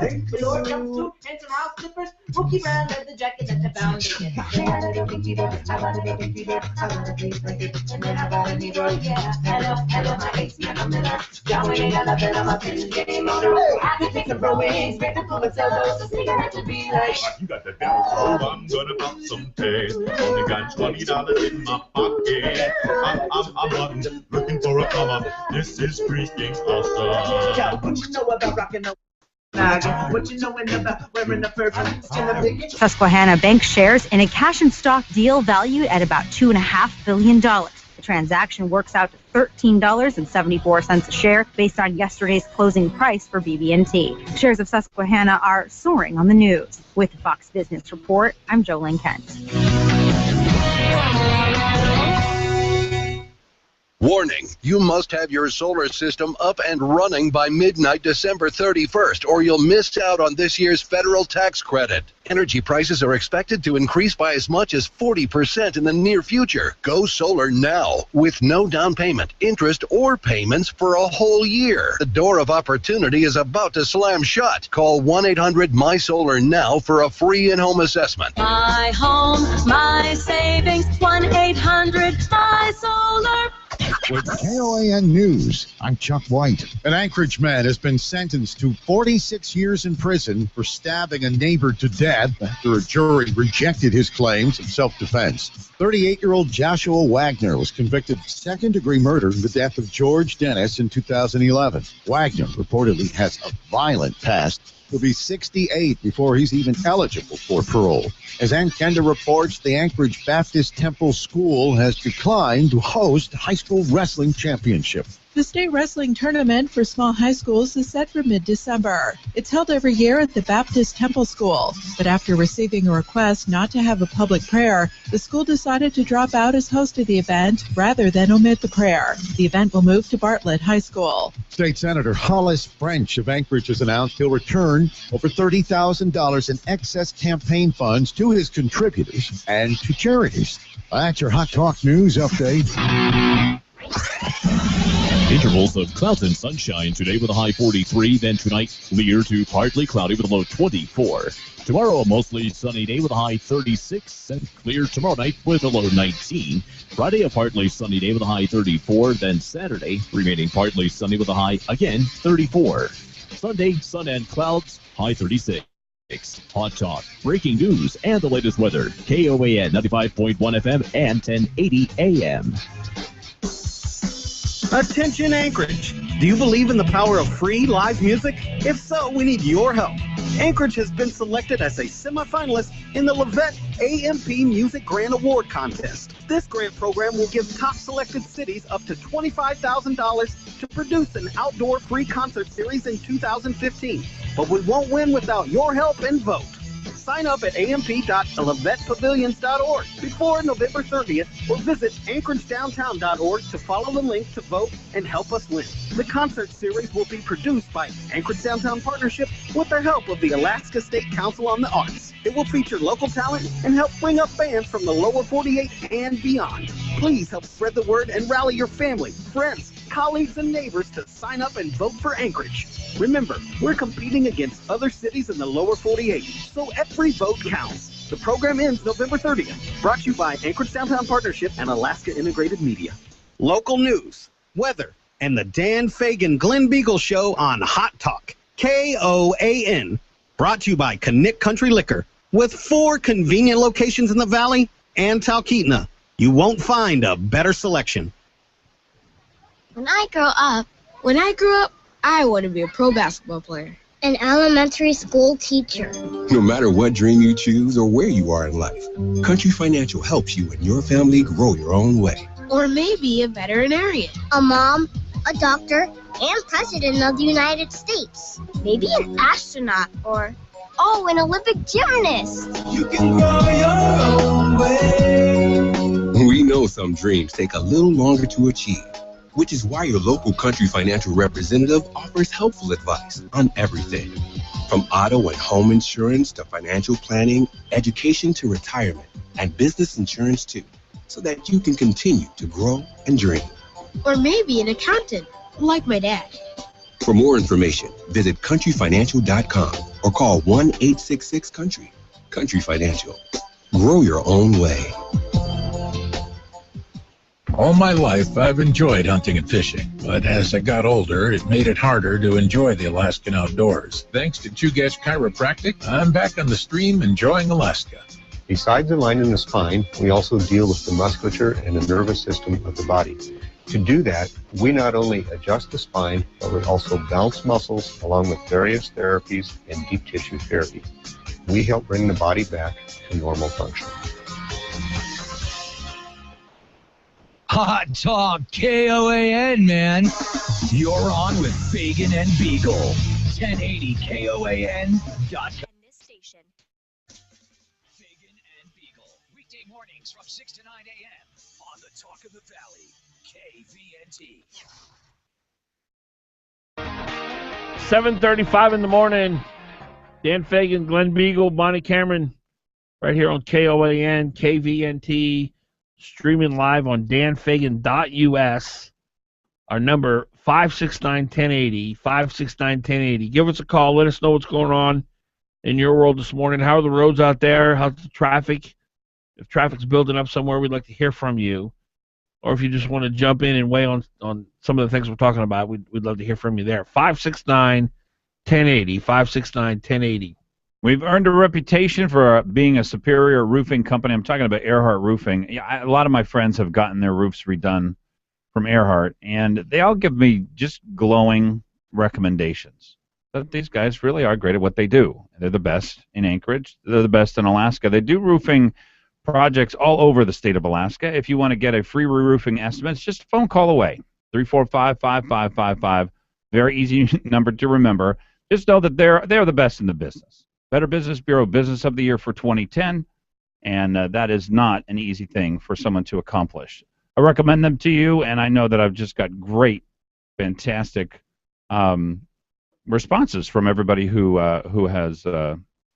gone through and give them a shot at their business. Earhart Roofing. When you think roofing, think Earhart. EARHART. 569-1080 is our number. 569-1080. Give us a call here. Fagan, Biegel, and Bonnie, broadcasting on KOAN, KVNT. You know, sometimes we get a caller and we don't get to finish up the topic, but last segment we had a caller, and his basic premise, after giving us about 12 websites, was that the gas here in Alaska is too expensive to get to market. Uneconomical. Yeah, and so it's all game. The oil companies are spending the billions they're spending all for show, just to try to prove. I don't know what they're trying to prove that they're actually going to get our gas to market when they're not. They're trying to keep the taxes on oil low, so they're willing to spend a bunch of money that they don't really mean on gas in order to keep the oil taxes low. That's not my read on it, and they actually have done studies on this, and he says that, well, it's gone from $18 down to $14 per 1,000 cubic feet, and then it's gone down to $11. This is your measurement for this, by the way, is China and Russia just inked a deal. They built the pipeline, they inked a deal, they're actually shipping gas. It's $10 a cubic foot. That is a land-based system at a far reduced rate and a far reduced price because Russia was completely up against it, and it's a 30-year deal. So $10 is well below market. This is what they found in the studies that they've done. We're looking at 200 trillion cubic feet of gas up on the North Slope. If this processing plant, gas line, and liquefaction plant and building the ships cost $65 billion, which is what they expect, sort of the high end, that means that those things will be about 3% of the total value of the gas.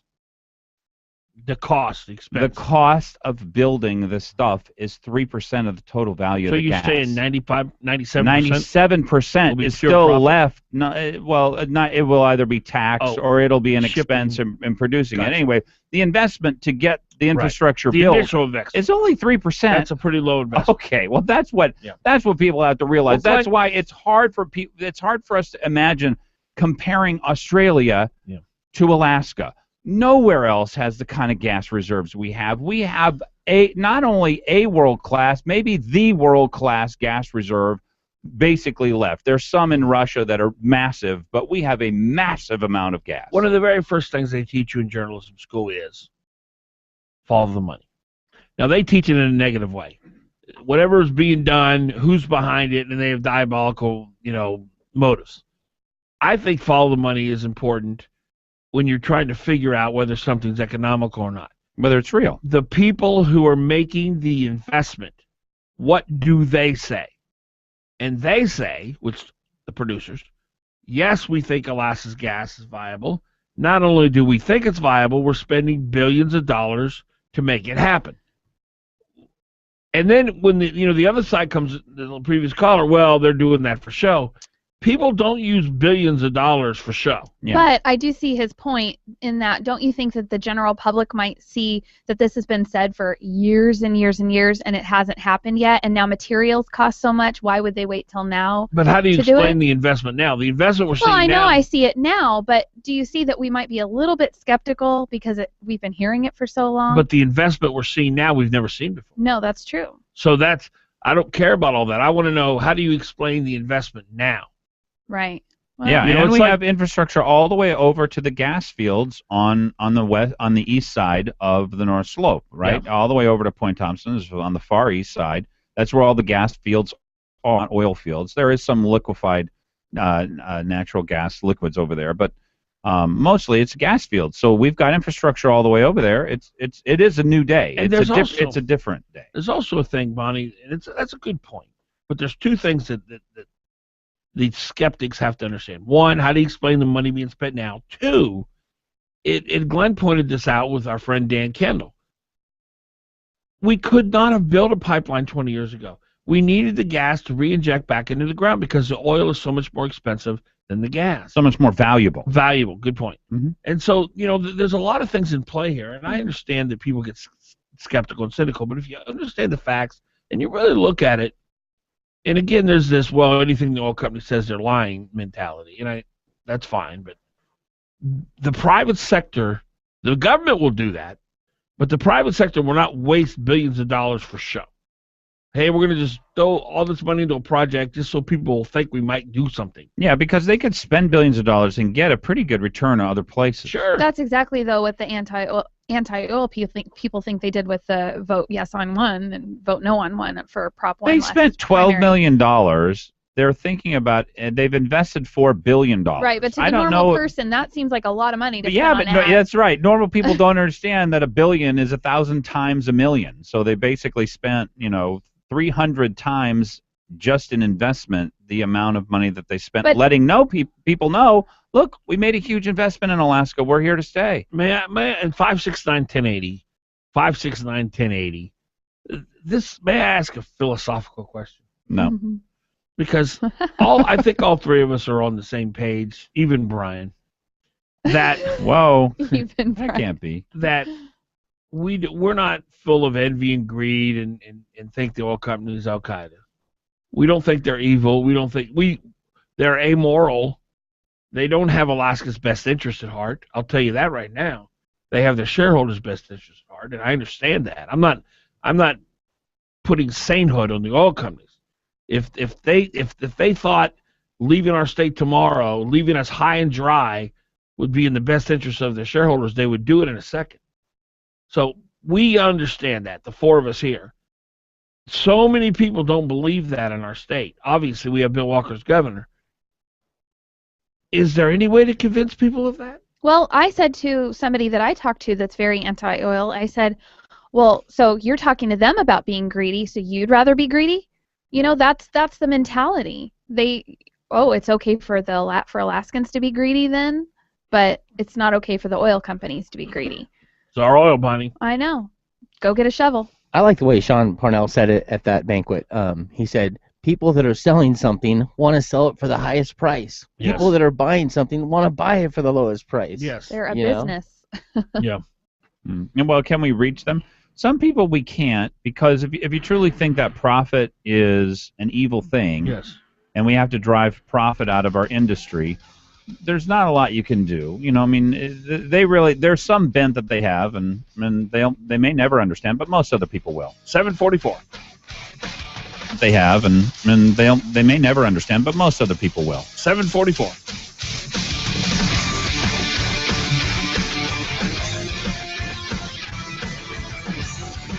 Don't just sit there. Give them a call. 569-1080. Join the conversation. KOAN. Amid the frenetic pace of holiday season, let Logistics LLC ease the pressure and stress of holiday hosting. Team Logistics is passionate about their work and welcomes the opportunity to transform your vision into reality by combining creative whimsy and imagination with an in-depth attention to detail. No matter the size of your holiday party, their extensive skill and ability to work seamlessly with you means they can help you organize an unforgettable event that is sure to wow your guests. Dream big! Logistics LLC will design, plan, and create a memorable event that will impress without negatively impacting your budget. Think Logistics LLC and watch them build an environment filled with magic and wonder for your holiday guests. Make Logistics LLC your first call when planning your corporate or family holiday party this season. Get a free quote and more information online at logisticsllc.com or give them a call at 276-6060. That's 276-6060. If you're ready for the movies, there's just one place to go. Check out moviesacre.com. It's showtime, movie time, previews and more. Get tickets, friends stuff, lots of information to explore. Great restaurants. Now you'll know just where to go. Before and after every show. Check out moviesacre.com. It's showtime. Introducing the YMCA. Sure, you know the Y for a swim or a game of hoops, but we're more than that. We're a cause. When you take a jump shot at the Y, someone else is getting job training. Practice yoga as a team practices her leadership skills. We give people of all ages, incomes, and backgrounds a chance to learn, grow, and thrive. So while you might think of the Y as the place for lifting weights, we're also about lifting entire communities. That's the Y. Don't call 1-800-WHO-CARES. Call Royal Business Systems at 563-4118. That's 563-4118. Or visit us at akcopy.net. Fagan Biegel. Weekdays 6 to 9 a.m. The Talk of the Valley. KVN.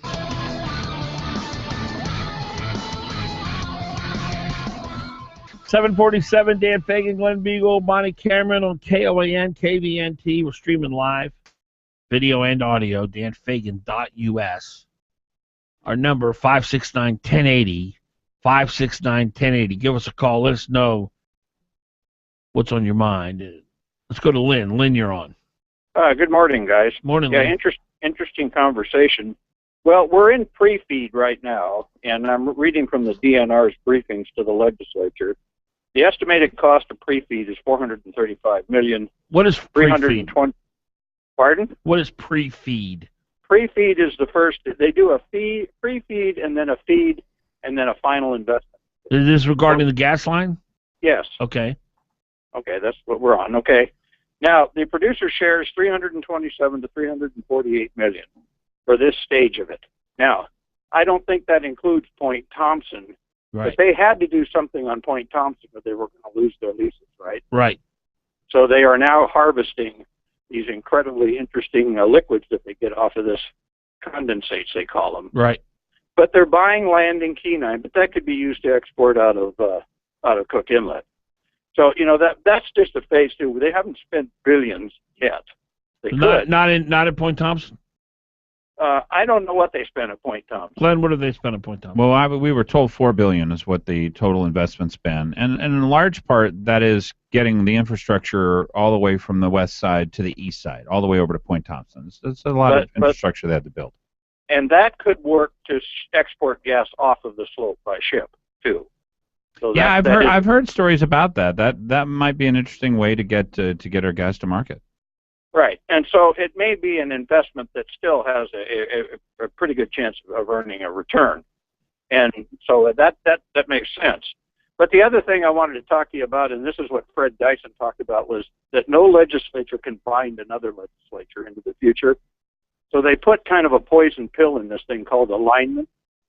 This is in the deal Parnell made with the producers you're talking about now? Well, the SB 138 idea was that's the bill that brought us the AKLNG project. Okay. And that whole thing is based on this idea of alignment, okay, where everybody has to agree over time into the future or the thing can fall apart.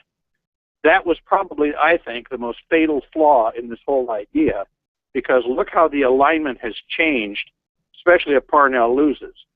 And I can give you an example of that. Eric Feige was one of the smartest guys, I thought. I watched a lot of this. He really seemed to understand what was going on, but he lost in the primary. Well, let me ask you, Lynn, before you go on. So you're saying this alignment clause, does that involve taxes, or does that involve any changing of the deal, or what?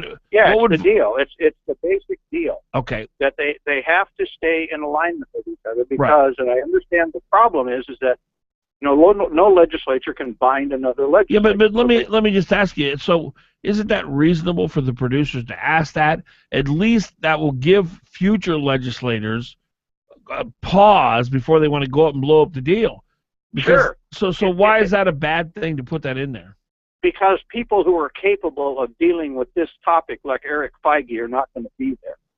That's the problem. The executives for the producers in TransCanada, you don't get fired by election. Those guys get fired for incompetency. Right. We can lose people who are not just popular. But why would Walker the producers can put Feige on his team if he wants? I mean, if he does find great value, and you should write Walker and let him know you think Feige's got a lot to add. It can't all be about Eric Feige. Why would the producers object? Why would the producers not object to have some kind of alignment? You've got to have some kind of structure to a deal. Well, it can't just be wide open. Eventually, we're going to have firm contracts. Right. But right now, we're only obligated for, well, it's not only, but we've got this, according to this slide, 35 to 43 million from the state.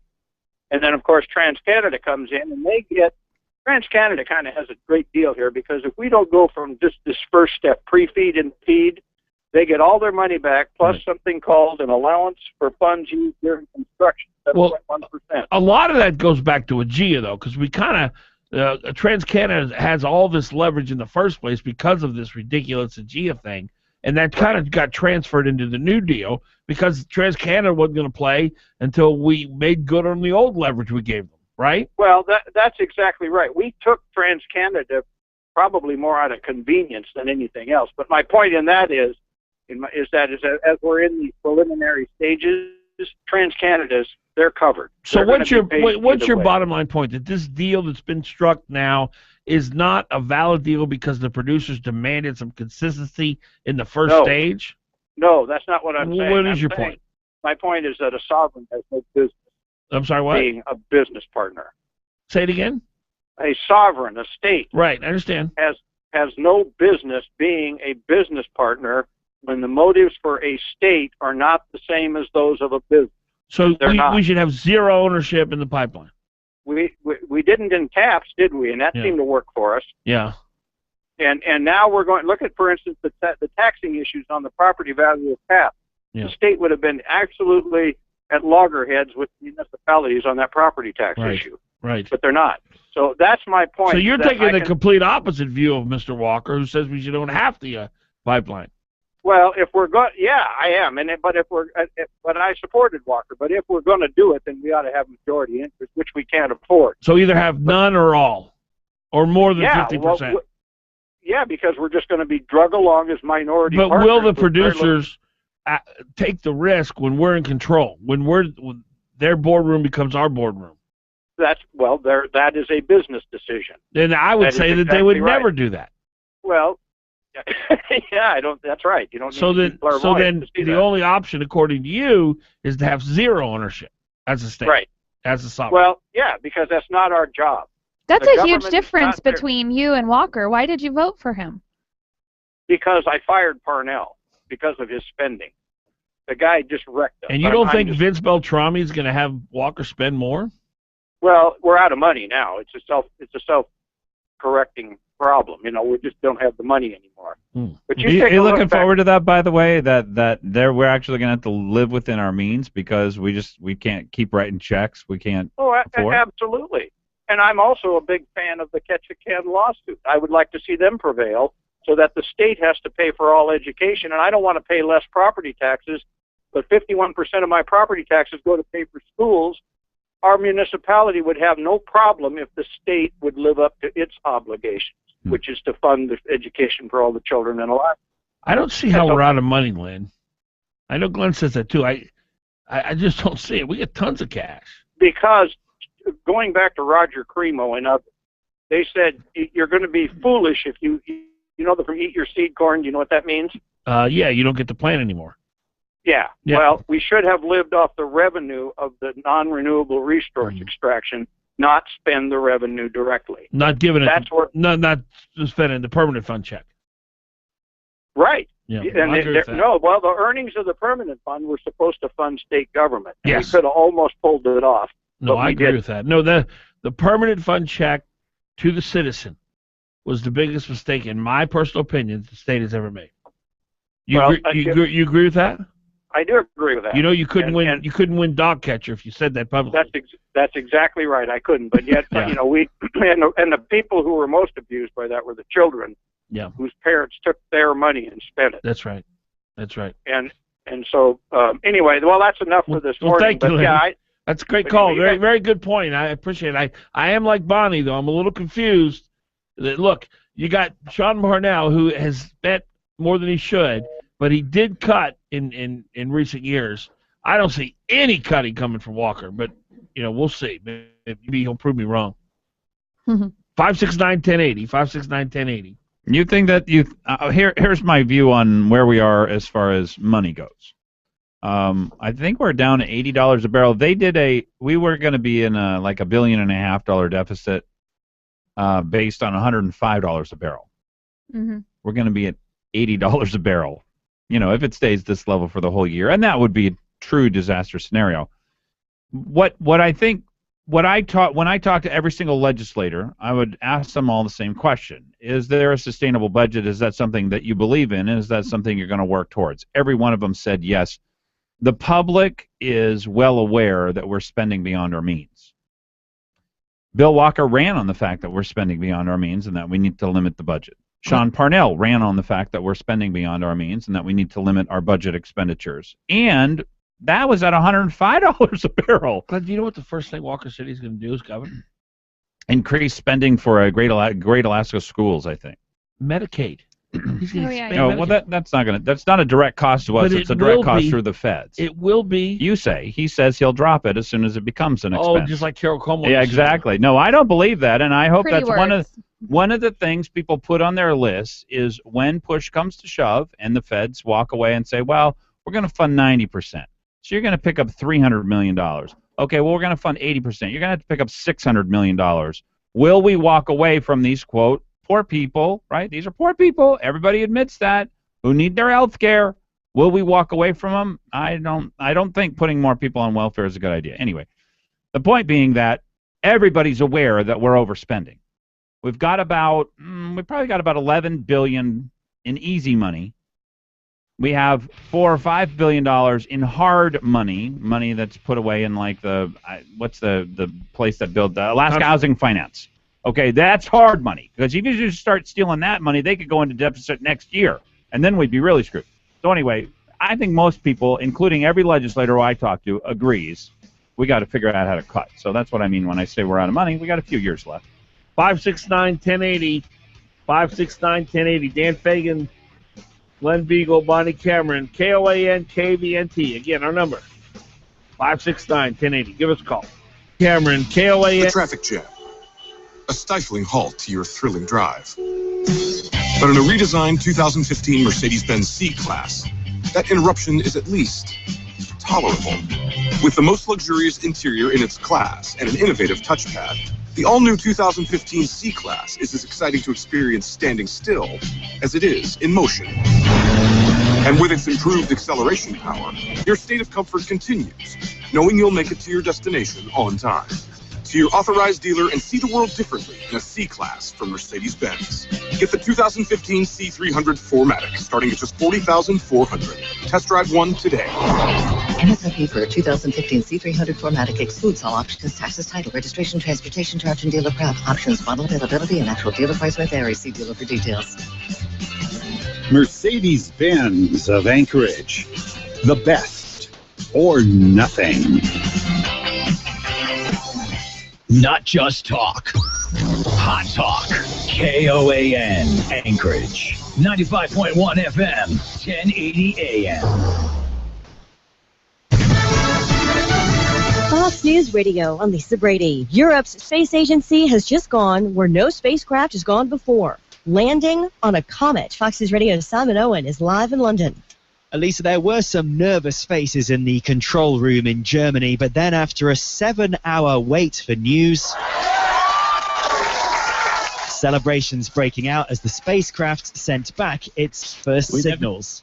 We definitely confirmed that the lander is on the surface, so we can't be happier than what we are now. The unmanned probe left Earth 10 years ago and has since traveled 4 billion miles. Its job now is to study the comet's icy, rocky surface and potentially unlock secrets about the origins of our solar system. Lisa. Simon, the NTSB just out with an update on the desert crash of a Virgin Galactic spaceship last month. The surviving pilot of that test flight telling investigators he didn't know the so-called feather tail system for descent had been unlocked early by the co-pilot.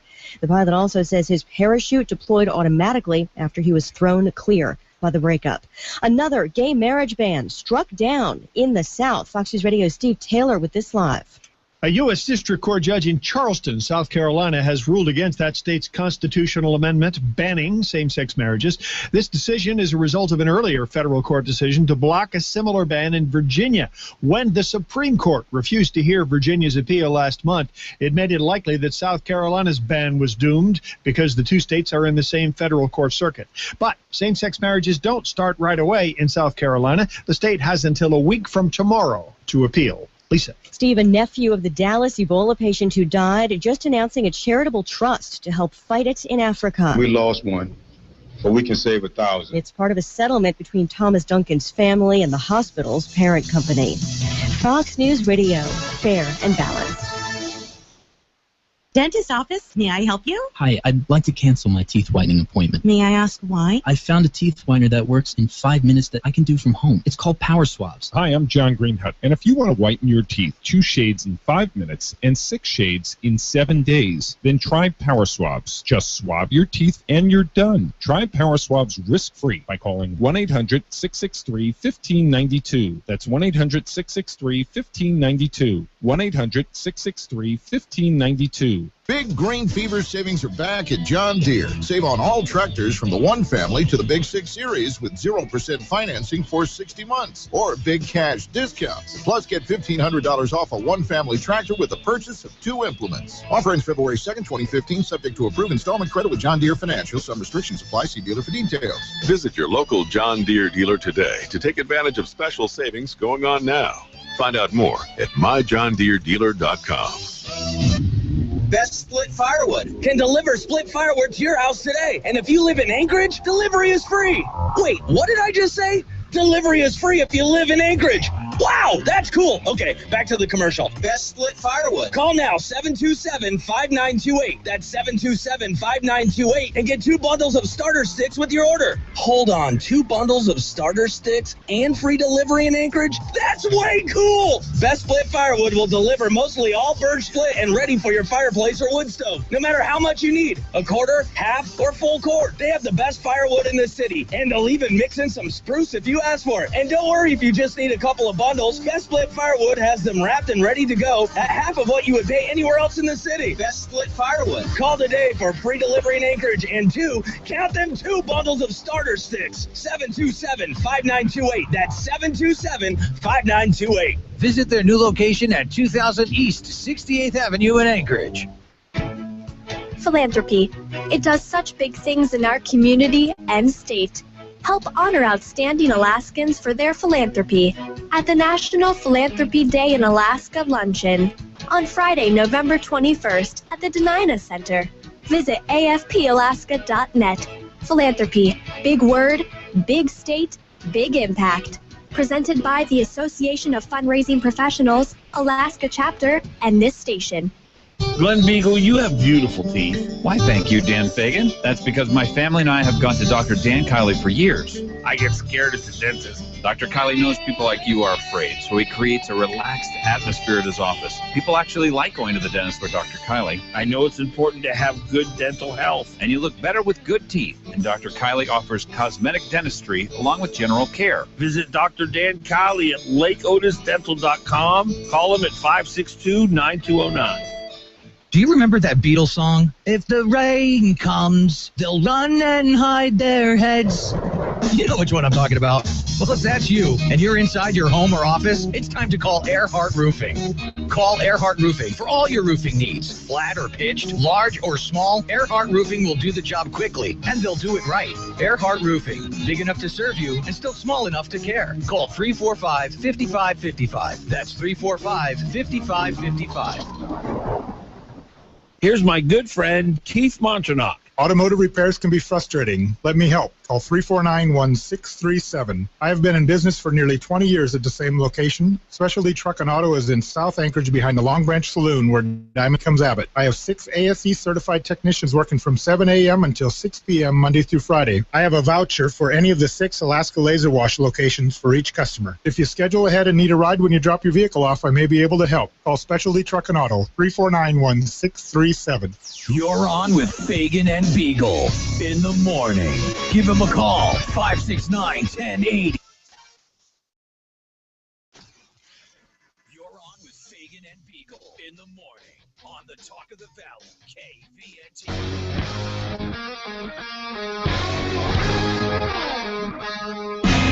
Dan Fagan, Glen Biegel, Bonnie Cameron, 8:06 in the morning, broadcasting to you on this, the 12th day of November, 2014. So glad you're here. KOAN, KVNT is where we're broadcasting. We're also on danfagan.us. Our number, 569-1080. I got a report. I talked to Mike Daniels yesterday, and he was very disappointed in Glen Biegel's rendition of 866 Country. He said it did not have the same pizzazz. Did not have the same Vanna White. Well, I'm glad I'm needed for that reason alone. He said, that's not going to happen again, is it? And I said, well, we hope not. Bonnie had to leave early, and we were, clearly. But Country Financial is a great institution that has helped so many Alaskans help plan for the future. It's common sense, right? When people dedicate their lives to a certain discipline, they become experts in that, and they gather wisdom about that. And we all live very busy lives. We're all working very hard. To have the same amount of wisdom and expertise in financial planning as the folks at Country Representative, the Country Financial, the Country Representatives there, it's just not possible. It's just not logistically possible. That's why I would strongly recommend you give Country Financial a call. Make an appointment with Mike Daniels and his team. Talk to a Country Representative. I promise you will learn so many things about your finances and getting to a successful retirement by just sitting down with them at minimum one time. They have 13 locations here in Alaska. Country Financial, Country is spelled, and not for you, Glenn, this is for Bonnie. Country is spelled COUNTRY. 866 Country, 866 Country. Country again is spelled COUNTRY. No, I'm a little jealous here. I'm a softie, I'll admit that. I don't watch TV. I don't watch movies much. But last night I was exhausted. I just going to zone out. And there was a movie that was starting, and it was had Kevin Bacon on it. And it started with these caskets in this C-130 coming over from Iraq. I think this movie was made about 5 or 6 years ago. I don't remember the name of it. But it was basically a story about Kevin Bacon, who was a colonel. He was a high-ranking guy in the Marines, and he volunteered to escort this body of this soldier who had, I think, landed in Dover Air Force Base, and then they had to fly to the little small town where this guy was going to be buried. And it was such an amazing movie. I'm telling you, if you would have had a bucket below my chair, you could have filled half of it. I wept uncontrollably. Oh. It was so powerful because it really illustrated, because everywhere this soldier went in his casket, the guys on the plane who unloaded the baggage, the stewardesses who knew, the pilot knew, the guy who drove the colonel from the airport to the hotel knew. They all knew what it was about, and to see everyone stop in their tracks and honor this guy's sacrifice, it was so moving. There's one scene where they're driving the the body in a hearse, and you could tell through the hearse that it's a flag-draped coffin. And cars who started passing the hearse, they realized it, and they stopped, and they all started following it, and they all turned their lights on. And it was so moving. Is it Taking Chance, by the way? I don't remember the name of it. Lieutenant Colonel Mike Strobel is... Yeah, that's it. Okay. And I'm telling you, if you can rent this movie, it will wreck you. And it was very few words. Kevin Bacon did an amazing job, but it just kept showing how the hearts of Americans are so full of gratitude. We get it. We are a country that, I remember I was in Vienna, Austria once, and I was talking to the guy at the hotel desk clerk, and Saving Private Ryan had just come out. And somehow we started talking about the movie. And the guy at the front desk clerk said, "Oh, that is a stupid movie. There's no way those guys would do that." I said, "Man, you don't understand America." I said, "Our military, these guys and gals, they're the very best. Absolutely, they do that in a heartbeat." In Europe, they don't even understand this. Yep. This is something that's so unique to America. And this movie is I've never felt better about my country than when I saw this movie. It was just so consistently telling the story over and over again, just to see the guys who unload the bags. When they knew that it was a coffin of a soldier killed in battle, just to see them stand there. And, every time they'd load, it was a couple times they'd change planes, and the colonel who's escorting, he'd stand there at strict attention as they'd load the coffin onto the plane. And everybody around them would stop in their tracks. It was such an amazing movie. And I can see why. I can't imagine. I can't even believe Hollywood made it. That's very realistic. When I was a funeral director, I actually did that. I would drive the hearse out onto the tarmac at the airport, right up to the plane, and I would have a soldier with me who is his job to escort the other soldier all the way home. So yeah, we would pull out there. Cars would get behind us. There was police. All the airport police would come out and kind of stand at attention. People on the plane, everything. It was very cool. Yeah, and I've done that several times. It's very powerful every time I did it. The guy who was the colonel who was escorting the soldier who had been killed, at one point they get to the place where the body's going to be stored overnight till the hearse can come the next day, and they had a hotel for him, and he says, I'm going to stay here, and he slept on the floor. Just amazing. Yeah, and that really does show the heart of America. It really does. It's such a great country. It's such a great country. So much worth saving. Oh, and my what's goodness. odd that people really don't get is how important America is to everywhere else. Oh, that there it's so just crucial. is not another America, and there needs to be one somewhere because, frankly, to have a world mostly ruled by the Soviet Union or China, as we're moving toward, it will be such a different world. It'll be so much darker. You can't give up, Glenn. No. Actually, I have a poem that a fallen soldier did write about the American flag. I knew him when I worked at church in Palmer, and his name was Shane Woods. And it says, "The American flag is something we should all love, respect, and hold dear because it is the embodiment of every American soldier who fought, worked, or fell for his country. The red, white, and blue represents the bloodshed, the sweat shed, and the tears cried for our freedom. We must remember that our freedom was not free.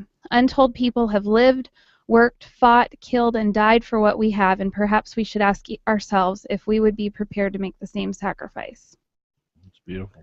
And he did. It's a great country. It's a great country. We're so fortunate to live in this time. And to be able to actually make a difference and continue the legacy that not only our founding fathers made, but every man and woman who died in uniform as a result of fighting for the freedoms that we enjoy today. Every one of us has a stewardship in that. Every single one of us. We've got to do everything on our power to continue the greatness of the United States of America. She is so, as you said, Glenn, worth saving. 814, Dan Fagan, Glen Biegel, Bonnie Cameron. 569-1080. 569-1080. Biegel, Bonnie Cameron. 569-1080. 569-1080.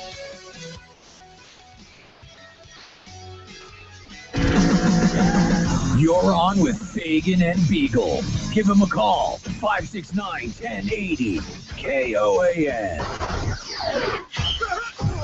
Oh, yeah, it's game day. I love football. He could go all the way. He's at the 10, the 5, touchdown. Man, that's why I love football. There's nothing better. Well, except maybe free buffalo wings from Sicily's. Call 333-8000 right now and ask for free buffalo wings. Buy any extra large 2-topping pizza at regular price and get 10 free buffalo wings. It's fast, easy, and affordable. Enjoy hot, fresh pizza and Italian food. Call 333-8000 or order online at sicilyspizza.com. Best ingredients, best pizza, Sicily's. Just call Sicily's Pizza. 333-8000. Is your IT department burdened with first-line support calls about printer jams and broken printers? Are individual departments purchasing expensive printer cartridges that get buried in office supply budgets? Is your printer support strategy really a printer replacement plan? Let Alaska Enterprise Solutions show you how to reduce those high print costs. AES is a Xerox professional agency in Alaska with Xerox's worldwide support behind them. You can reach us at aesalaska.com or 561-5100. Being a business owner isn't easy. There's managing people, customers, income, expenses, unexpected issues, growing your brand, and so much more. Ready to be more efficient in everything you do? Then listen to Getting Down to Business with David Weatherholt. Each week, David gives you the inside scoop on the latest business news and trends, along with tools for keeping your business on track. Getting Down to Business with David Weatherholt. Saturday from 8 to 10 a.m. on Hot Talk, KOAN 95.1 FM and 1080 a.m. Hot Talk, KOAN, man. You're on with Fagan and Biegel. 1080KOAN.com. Fagan and Biegel. Weekday mornings from 6 to 9 a.m. on the Talk of the Valley, KVNT. 8:17 in the morning. Dan Fagan, Glen Biegel, Bonnie Cameron, Brian Hoff producing. Our number 569-1080. We're on KOAN, KVNT, danfagan.us is where we're video and audio streaming. Our number 569-1080. How's the traffic out there? Let us know. If you're out and about driving, how are the conditions? How's the traffic? 569-1080. Or if you want to just talk about what we're talking about, and we're talking about a lot of stuff, but first and foremost, I think the big story today is last night the AP confirmed, or what do they call it? Called the election for Dan Sullivan. Is that what they call it? Yeah. Projecting Dan Sullivan the winner. No, that's before. I think they called it. Yeah, they called it. And I guess at some point today, Mr. Begich will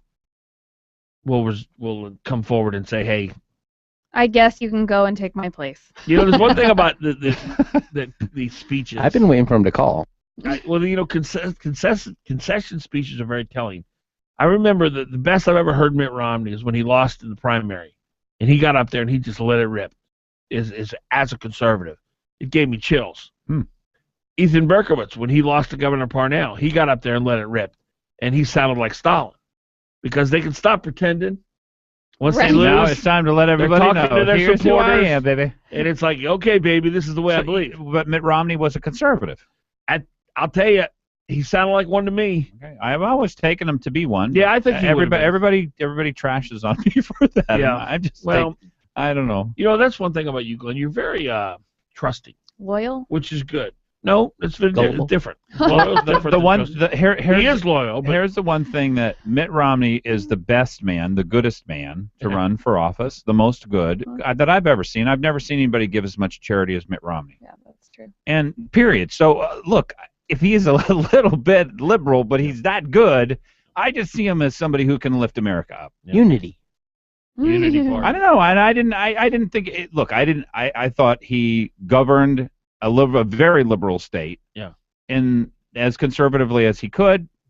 He picked his battles. He gave in. A lot of people didn't like that. I understand politics a lot. Look, I've been in politics a lot. I've run for office. I've worked in many campaigns. And so I understand politics, the art of the possible. Many people don't like that. And I don't know. I always thought Mitt Romney was going to be a good conservative, much more conservative than George Bush. I think you would be right on economic issues. I don't know if he was that strong socially, Yeah. but I agree. Anything that would have helped the economy, he'd have been for it.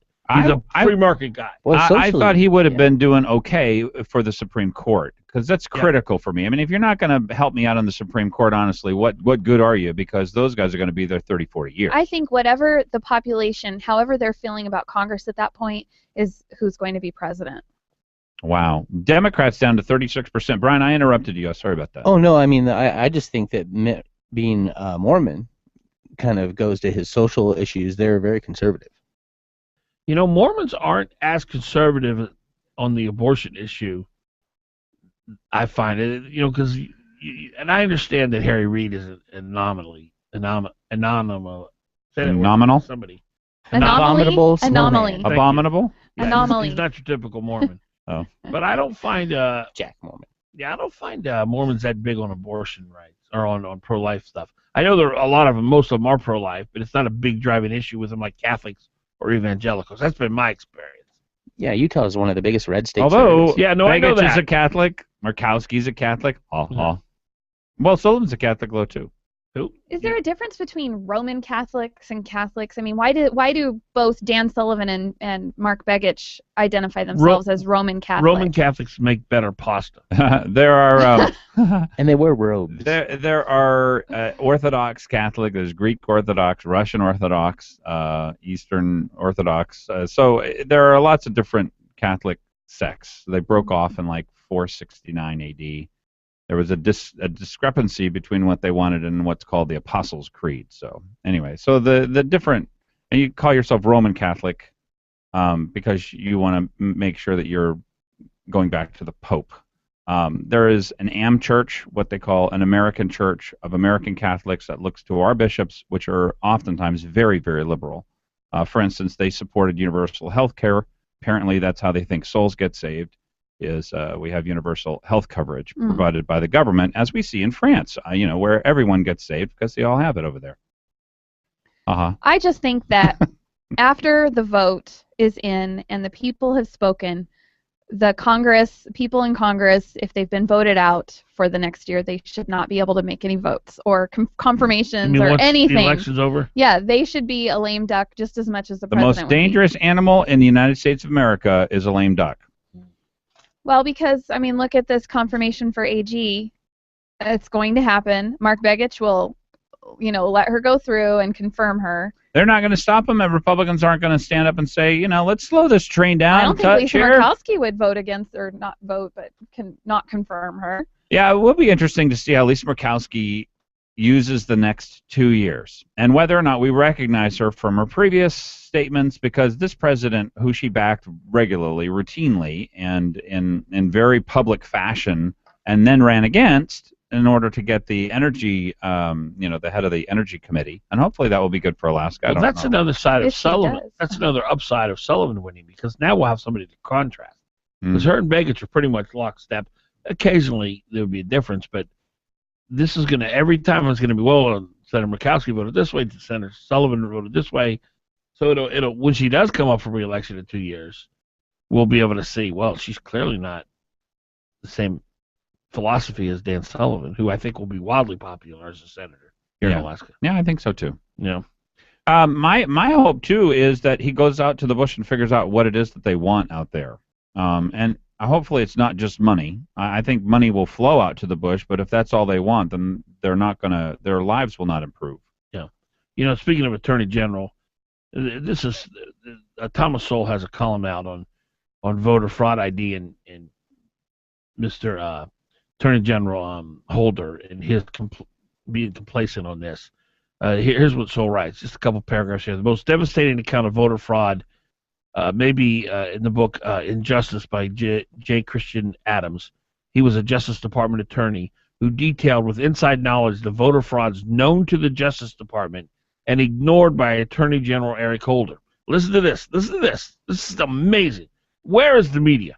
One of the frauds involved sending out absentee ballots to people who had never asked for them. Then a political operator would show up uninvited, the day the ballots arrived, and help the voter fill them out. Sometimes the intruders simply took the ballots, filled them out, and forwarded the signatures of voters.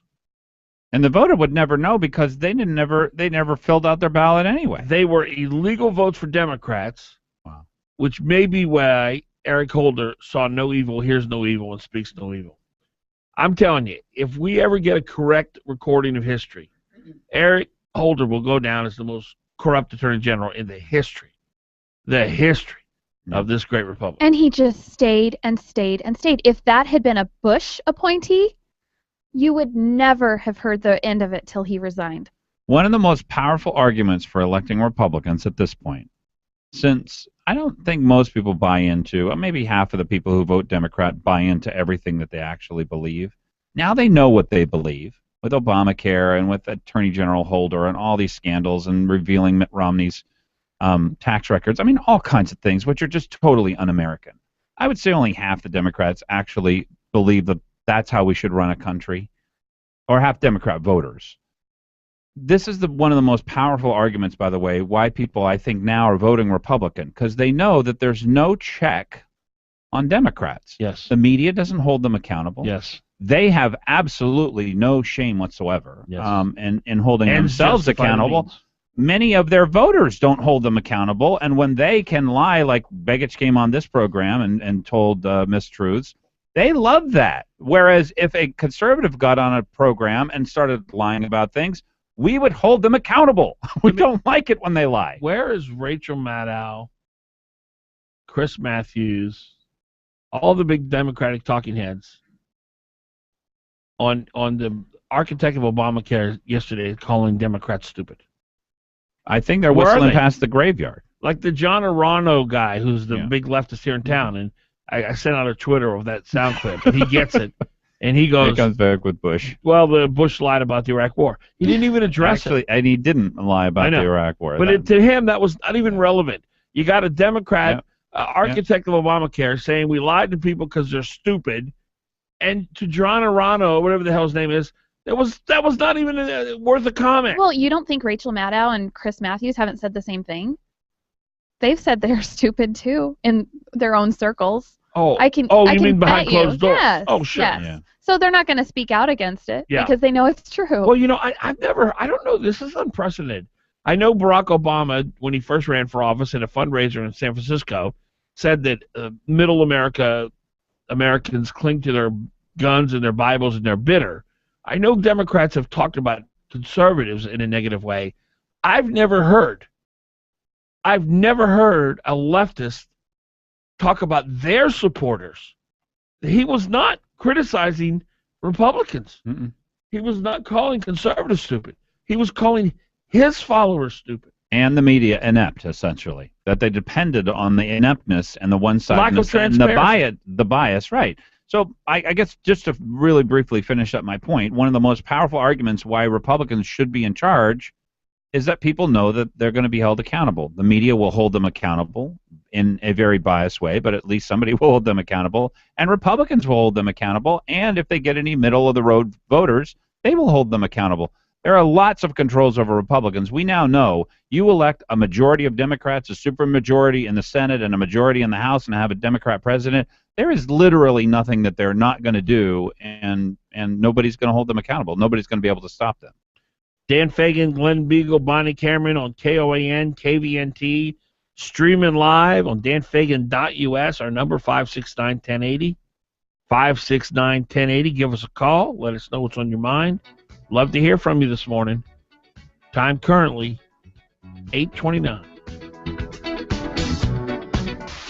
Time currently 8:29.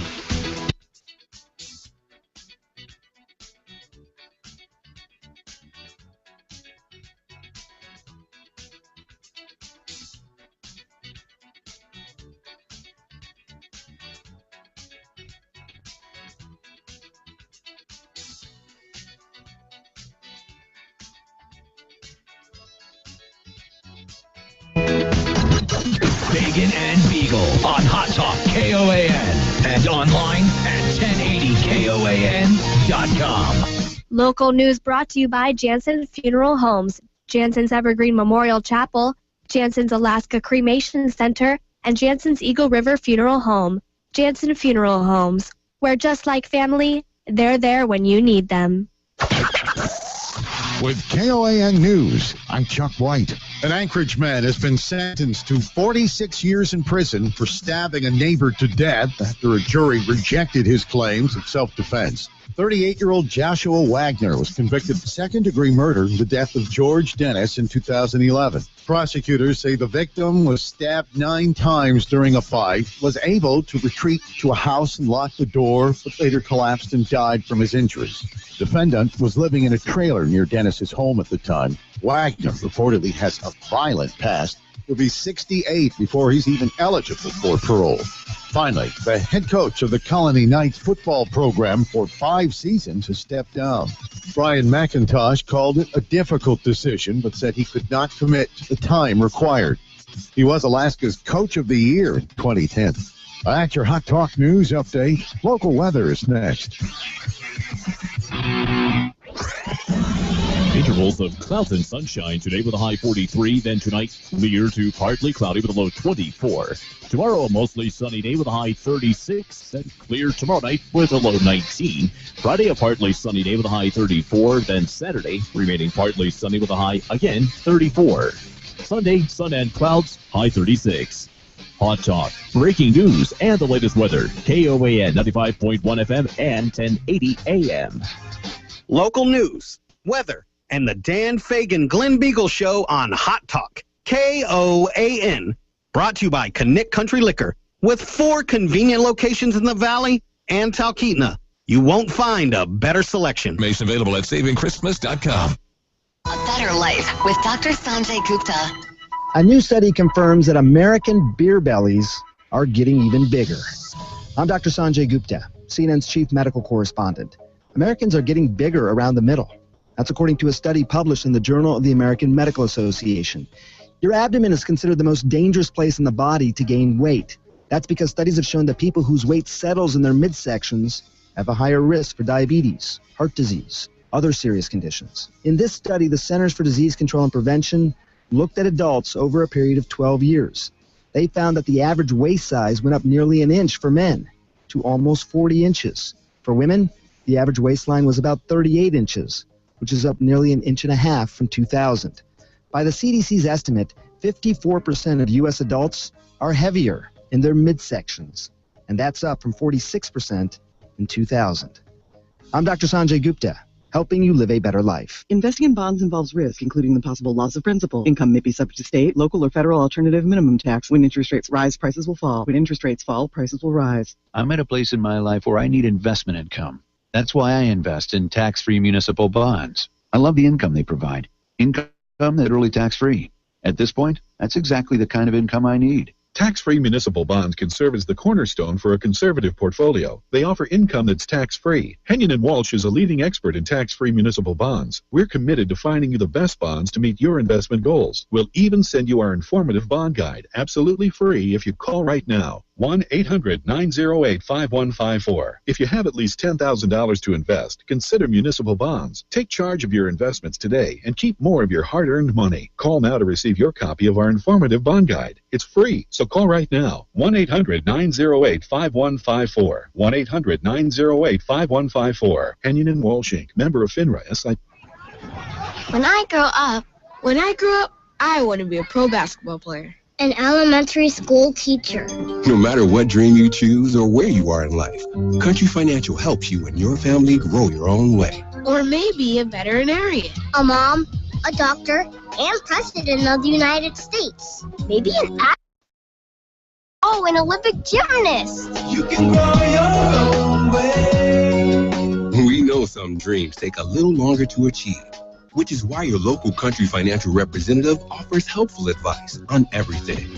From auto and home insurance to financial planning, education to retirement, and business insurance too, so that you can continue to grow and dream.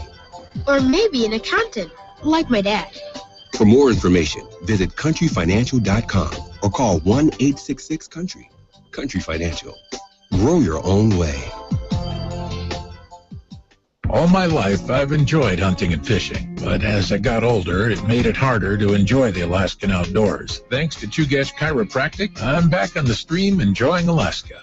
Besides aligning the spine, we also deal with the musculature and the nervous system of the body. To do that, we not only adjust the spine, but we also balance muscles along with various therapies and deep tissue therapy. We help bring the body back to normal function.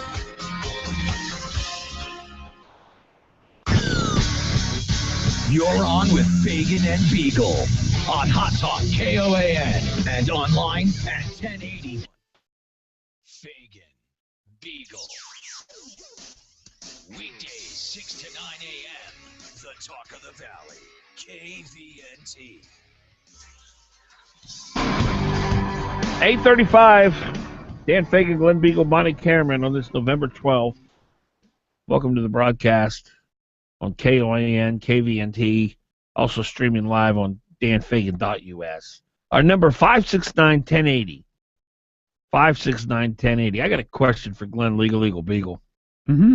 I'm gonna just throw it. I'm gonna throw you a curveball. Curveball? See if you can handle it. How? If Mark Begich were to walk into this room right now and say to you, Glenn, what did I do wrong? What did he do wrong? Mm-hmm. Why did I lose? He did everything right. I mean, why did I lose? Oh, why did he lose the Senate race? People don't like Obama.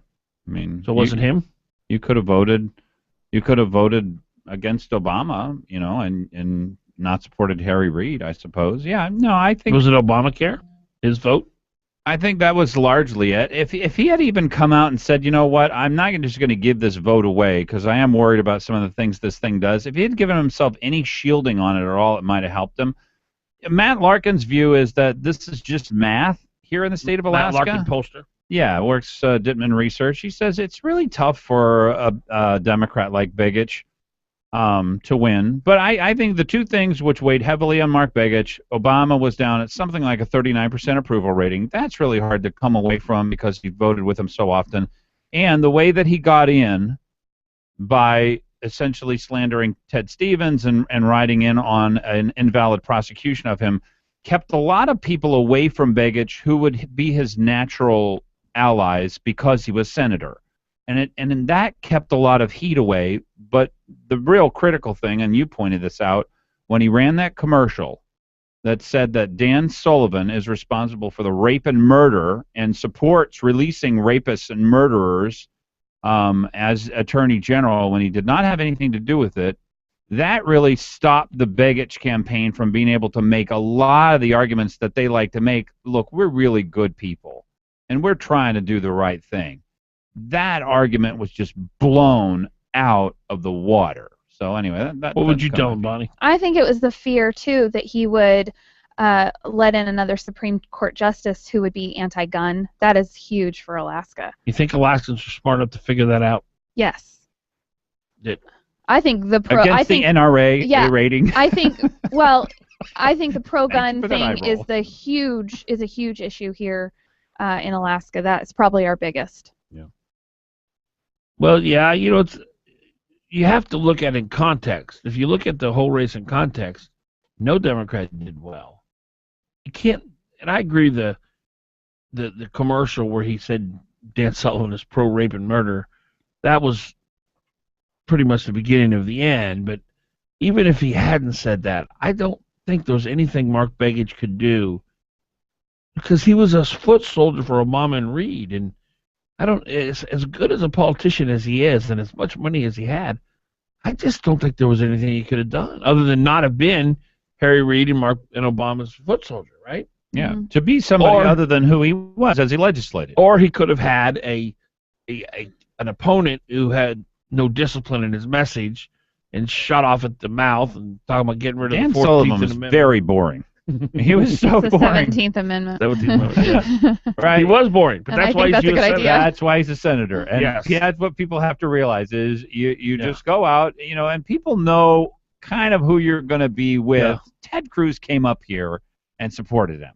That was a big, big deal. That solidified the conservative base. I think so. Yeah, I think so for a lot of them. Yeah, and even if people didn't go, just to hear that, okay, they were on the stage together talking with each other and giving their speech for an hour and 15 minutes, you kind of get the sense, all right, these are not enemies. I'm not electing somebody who's going to be the enemy of the person who I trust the most.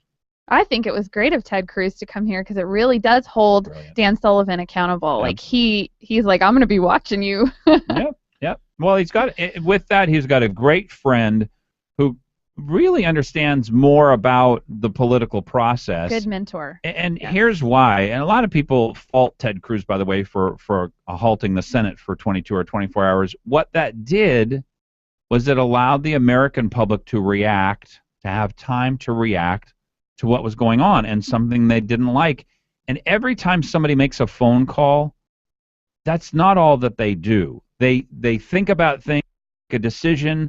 They decide they're going to be a citizen. They make a phone call. Well, you know what? They're not going to vote. If they actually went to the effort to make a phone call, they're not going to give money. These are active citizens. What Ted Cruz did was critical for this wave election because it stopped Washington in its tracks and gave us all time, regardless of the fact that it didn't do anything legislatively. But it gave us an opportunity to look at Obamacare. It gave us an opportunity to object to Obamacare as we and want to learn the right something to have. about it. Many people were educated about Yes, Obamacare. I mean that was hours, and you don't think very many people watched it.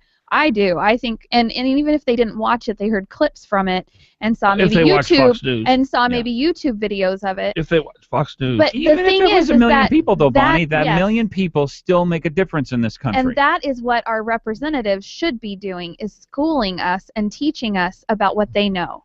I want to talk about Glenn's good buddy Anand Dubey, and his lead or his deficit is growing, and it appears that he's not going to win. He may, but I suppose that's still on the air. What went wrong there, Glenn? I don't know that he ever could have won, I guess. Do you think that the flyer that he sent out right up to the election, put it on door handles, making it seem like he's pro-choice, couldn't that have potentially cost him some pro-life candidates? If you didn't know Anand and you didn't know anything about him and you just lived in the neighborhood and you got that flyer the day before you were going to vote, wouldn't that have made you think twice about voting for him? Yeah, as a pro-life person. Oh yeah, 100%. Yeah, I would really question whether or not I would vote for him based on that flyer. Yeah, absolutely. Because you know what, the life issue is just a core issue for me, and it is for a lot of people. Yeah, and you're talking about 100 votes here. Yeah, so you don't have to. It's not a big persuade deal. Many people. And you know, the calculus that goes into these that politicians make is almost always wrong. You're almost never going to get somebody on the other side, but you know, because the other side, they know their union tells them how to vote, the environmental bigots how to vote 100,000 times. You know, so it's really hard to overcome that. But on the other side, and by the way, liberals don't expect liberals to tell the truth in public. On the other side, conservatives are very skittish, right? They're listening. What did he just say? What was that one word you just said? I'm not voting for you ever. Right. You know, you could go through and have an absolutely stellar speech and talk about everything. Oh yes, oh yes, oh yes, oh yeah. Wait. What did he just say? Well, Bonnie, what do you think? Do you think that flyer was a negative or positive for him? Well, I wonder how many liberals who were going to vote for Anand didn't vote for him because he flip-flopped on that. You know, like they heard the fiscal responsibility coming out of his mouth and talking about how he was going to change things. Look at Brad Keithley; he even supported him. It was a built-in issue, is what you're yes. saying. Is they'd already said, okay, well you're pro-life, and I don't like that, but you have all these other things. Yes. But if he'll switch on that, maybe he'll switch on some of these other things. Right. Might have thrown some doubt. Yeah, he kind of duped him in a way. So. 569-1080, Dan Fagan, Glen Biegel, Bonnie Cameron, KOAN, KVNT. Give us a call, 569-1080. Time 8:44. Give us a call, 569-1080. Time 8:44.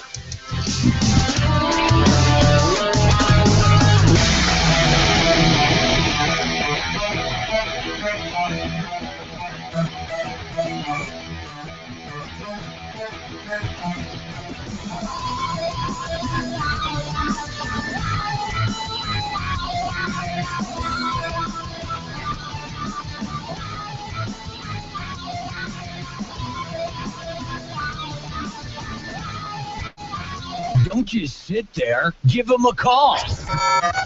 569-1080. Join the conversation. KOAN. Have you ever wondered what it would be like to never be asked, what would you like for Christmas? And even if you did get asked, you know you wouldn't get it. For most teen youth in the foster system, this is a sad reality. But this year, you can change all that. This holiday season, you can make a difference with Pump Up the Kids. Alaska Integrated... The all-new 2015 C-Class is as exciting to experience standing still as it is in motion. And with its improved acceleration power, your state of comfort continues, knowing you'll make it to your destination on time. See your authorized dealer and see the world differently in a C-Class from Mercedes-Benz. Get the 2015 C300 4MATIC starting at just $40,400. Test drive one today. MSRP for a 2015 C300 4MATIC excludes all options, taxes, title, registration, transportation charge, and dealer prep. Options, model availability, and actual dealer price may vary. See dealer for details. Mercedes-Benz of Anchorage. The best or nothing. Attention Anchorage! Do you believe in the power of free live music? If so, we need your help.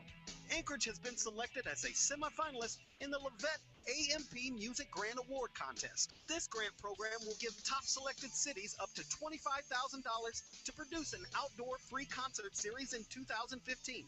But we won't win without your help and vote. Sign up at amp.levettepavilions.org before November 30th or visit anchoragedowntown.org to follow the link to vote and help us win. The concert series will be produced by Anchorage Downtown Partnership with the help of the Alaska State Council on the Arts. It will feature local talent and help bring up bands from the lower 48 and beyond. Please help spread the word and rally your family, friends, colleagues, and neighbors to sign up and vote for Anchorage. Remember, we're competing against other cities in the lower 48, so every vote counts. The program ends November 30th. Brought to you by Anchorage Downtown Partnership and Alaska Integrated Media. You're on with Fagan and Biegel in the morning on the Talk of the Valley, KVNT, 92.5 FM, 1020 AM. 8:47 in the AM. Dan Fagan, Glen Biegel, Bonnie Cameron, KOAN, KVNT, Keith Montaknox, a good friend. He was on the show yesterday. He's such a delight to be around, especially on Veterans Day. No one does more for our veterans than Keith Montaknox. He owns and operates Specialty Truck and Auto, best mechanic shop in all of Alaska, located right across the street from the Long Branch Saloon off of Abbott. Here's the number. Make an appointment. You'll be thrilled you did. 349-1637. 349-1637. Keith Montaknox, Specialty Truck and Auto. So what's the deal? Tom Anderson won't call in. I've asked him to call in. You asked him. He'll text us, but he won't call. What did he say? I told him to call in. I said, Dan says call in. And what does he say? He's not saying anything. What's he afraid of? He's got his own show. He's been on the radio before. I don't know. Crickets. I started to type what you had said. These are Dan's words, but not mine. But I could. Yes. Well, it will censor. Your phone will censor you. Did you know that? I did not. Prevent you from speaking that way. You know, I've said in the past, he's got a very good delivery. He's very easy to listen to. Yeah, he's very nice to listen to. I enjoy it. Is Baggage today, by the way? I believe he will. I believe he will. Is that Tom, to. Brian? All right, here he is, the star of the Tom Anderson Show on KVNT weekdays. Hi, guys. How you doing? Danny, I got to pull over to text, so I can't just immediately respond. Well, we want to hear from you. We want to talk to you. You never call us anymore. I need to call in more. Hey, real quick on the space front, Rosetta has been going around for 10 years, and a couple hours ago it shot off a little vessel called Philae, and it landed on that comet.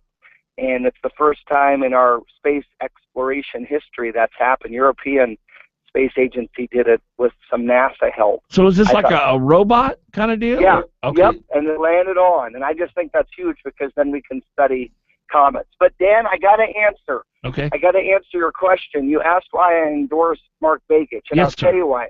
Because I went through a lot. You know my case. You know my circumstance. And Mark Begich wrote me He remained my friend. He remained allegiant. And so I endorsed him more for personal reasons than philosophic reasons. And he lost, and life goes on, and everyone needs to support Sullivan and move on. But that's why I did that. So you don't agree with him policy-wise, but personally, he's been a good friend to you, and that's why you voted for him. Correct. And in terms of policy-wise, I don't think Obamacare is the scourge of the nation, but I think it's flawed in many respects. And I think Mark Begich had a good heart in the way he tried to support the concept, but I agree with Glenn 100% that if he was a tactician, he should have shielded himself genuinely, not just tactically, but genuinely. I think he should have reached out to all walks of life in Alaska before he voted so expeditiously. Now, Bill Walker, you supported him, or no? You supported Parnell, didn't you? No, Parnell was the guy, and I'm like you. That's very sad. Bill Walker's going to be a one-term governor. I don't think he's a bad guy, but I think that he has no idea how scarce his budget will be forthcoming. And I won't say who, but I have some clients who are eager to talk to him about a bloated capital budget and his support, because he's promised everybody everything under the sun. And I agree with all three of you that that's not the way to handle fiscal conservatism. And if he's bragging about efficiencies, he's going to have a lot of masters. Every line item in the budget has a constituency, and I don't think he can fulfill what he's promised. We're talking to Tom Anderson, host of the Tom Anderson Show on KVNT, afternoons, 92.5 out in the Valley. You know, I don't know where you got your broadcasting style. It's unlike anything I've ever heard before, and I really like it. Well, you're kind. I think you and Glenn and Bonnie, I think, have the best show in the state. And I told Mike Robbins that, and this isn't a mutual. Dan and I don't talk every day. You really are good. And that's not because you complimented me. I listen to you every morning. You're the best show out there, bar none. Mine is a quirky show. It's not the same caliber. I'm glad you guys are back, and you guys will go far. Well, you're maybe not as far as Rosetta, but far. Well, you're easy to listen to, especially when it's just you. Yeah. You just have a very relaxed. You just keep the show flowing, and it's very easy to listen to. Well, I don't know how you've done it so many years, because for folks listening, the anatomy of a talk show is complicated, because you've got the Eddie Burke style where he throws out things and we all love Eddie and we don't necessarily agree, and there's sensationalism, and you have our friend Mike Porcaro, kind of the snooze factor. You have Rick Rydell, the cookie cutter. I'd love to see Kale in there. The very vitriolic, rotten, hey, I'm a champion of women, but I'm going to insult everybody and their brother. Shannon is very disrespectful. Yeah. And let me tell you a Shannon Moore story. Okay. When she was on at KOAN, I had Jerry Preble on, who's a very good friend of mine, and he seldom goes on radio. I know he's a friend of you too. And he came in, and we had a nice interview on the gay rights issue, and I had Trevor Stores on 4 or 5 times, and I had Preble on once. And so we leave, and Shannon comes in next. She's a colleague, just like you and Glenn and Bonnie are. And she comes in, and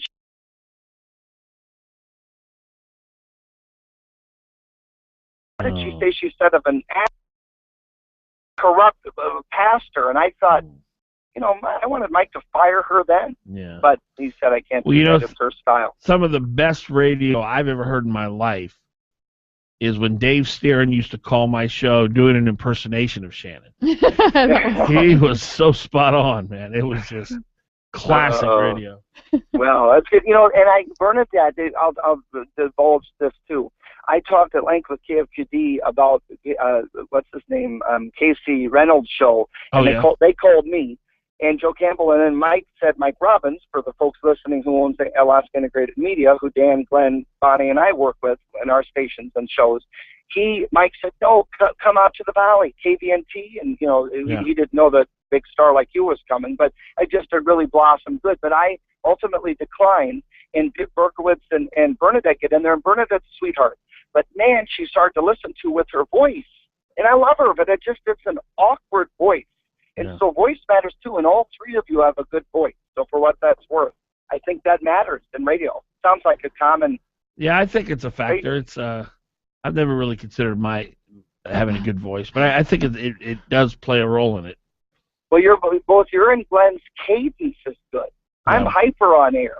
No, you got a good delivery, soothing. Tom. I'll be honest with you. I'm gonna shoot straight with you. When you first started, I thought you were absolutely horrible. Okay, I really did. Fair. But I've been listening to you lately, in the last few months, frankly, and you're just so good. And even if as you move subject to subject, you just keep things flowing. And I don't know what it is about your delivery. I can't really compare it to anything else, but you just have a natural way of presenting your thoughts, and I really enjoy the show. You're very kind. You know what's sad is everybody listening has switched to country because they're bored with this interview. They're listening to Glenn Campbell. Sure, we all got to go to the Moose's Tooth or wherever the heck that theater is, Beartooth. You guys got to see that Glenn Campbell film on the documentary of him getting Alzheimer's. Yeah, I heard about that. My favorite country singer. Yeah, I heard about that. Well, Tom, thanks for calling up. Thank you, guys. I'll keep listening. I'm a fan. All right, man. Thank you. We're fans too. Yeah, Appreciate keep harassing Okay. Bonnie. She loves it. Well, cheers. Bye, guys. We'll see you. Oh, that makes sense. You're a good friend. I'll be honest with you, Glenn. This I know drives you nuts. I've always considered Mark Begich a personal friend. Uh-huh. I mean, I've done things with him socially. I've played poker with him. I've gone to lunch with him. You're taking a lot of money from him. Well, Yes, you have. pretty even. Yes, you have. But and I like him personally. I think he's a good father. I think he's a good husband. His politics, obviously, is the complete opposite of what I believe just about on every issue. It's been hard for me. But one of the reasons that I came back to Alaska, frankly, is, and I told you when I decided Alaska, I called one friend, mm-hmm. and I told that friend I'm coming back to Alaska. That friend's a loudmouth. 20 minutes later, my first call from Alaska, hey, it's Mark Begich. I hear you coming back. And then he joked. He said, yeah. I said, how'd you know that? I said, well, I got some NSA people. Yeah, actually, Beg. Are you sure that was a joke? Yeah, I don't know. But I've always liked him personally. Here's the thing I like about him. I have crucified him through the years. Literally crucified him. Back when I was mean and nasty, crucified him. And he's never seemed to hold a grudge. He's never seemed to have any unforgiveness toward me. And that's why I knew he was in trouble this time. Because when I talked to him, outside of the show, I could tell such a difference. He was really, he was worried. And like when I told him, I asked him to come on, and he did come on right before the election. He said, now you're going to be nice to me, right? He's never asked me that. Yeah. He's always come on. That's because I was here, Dan. Well, it could be. Because I am the one who had to hold talk show hosts accountable whenever Mark Begich would come on, because nobody else would. No, I know Bonnie shaking her head. I wasn't tough on him interview-wise. That could be true. No. But when I would talk about him and his issues, I would crucify him. I'm just bummed. I never got to interview him. Oh, you were gone, yeah. But, I wish him well. Wish him nothing but the best. I mean, he's going to run again in 2 years. They're already talking about it. It's a piece in the newspaper Well, we'll today. see. You never know. He may be tired of it all. You never know. If I was a leftist, I wouldn't run in Alaska. You just can't win statewide. If you could win. Yeah, but I don't think you can. Unless your opponent's convicted of a felony 3 days before the election. Right. All right, 8:58. That's it. Fagan Biegel Bonnie. We'll be back tomorrow at 6 a.m. Have a great Wednesday. That's it. Fagan Biegel Bonnie. And that's a wrap. Thanks for tuning in to Fagan and Biegel.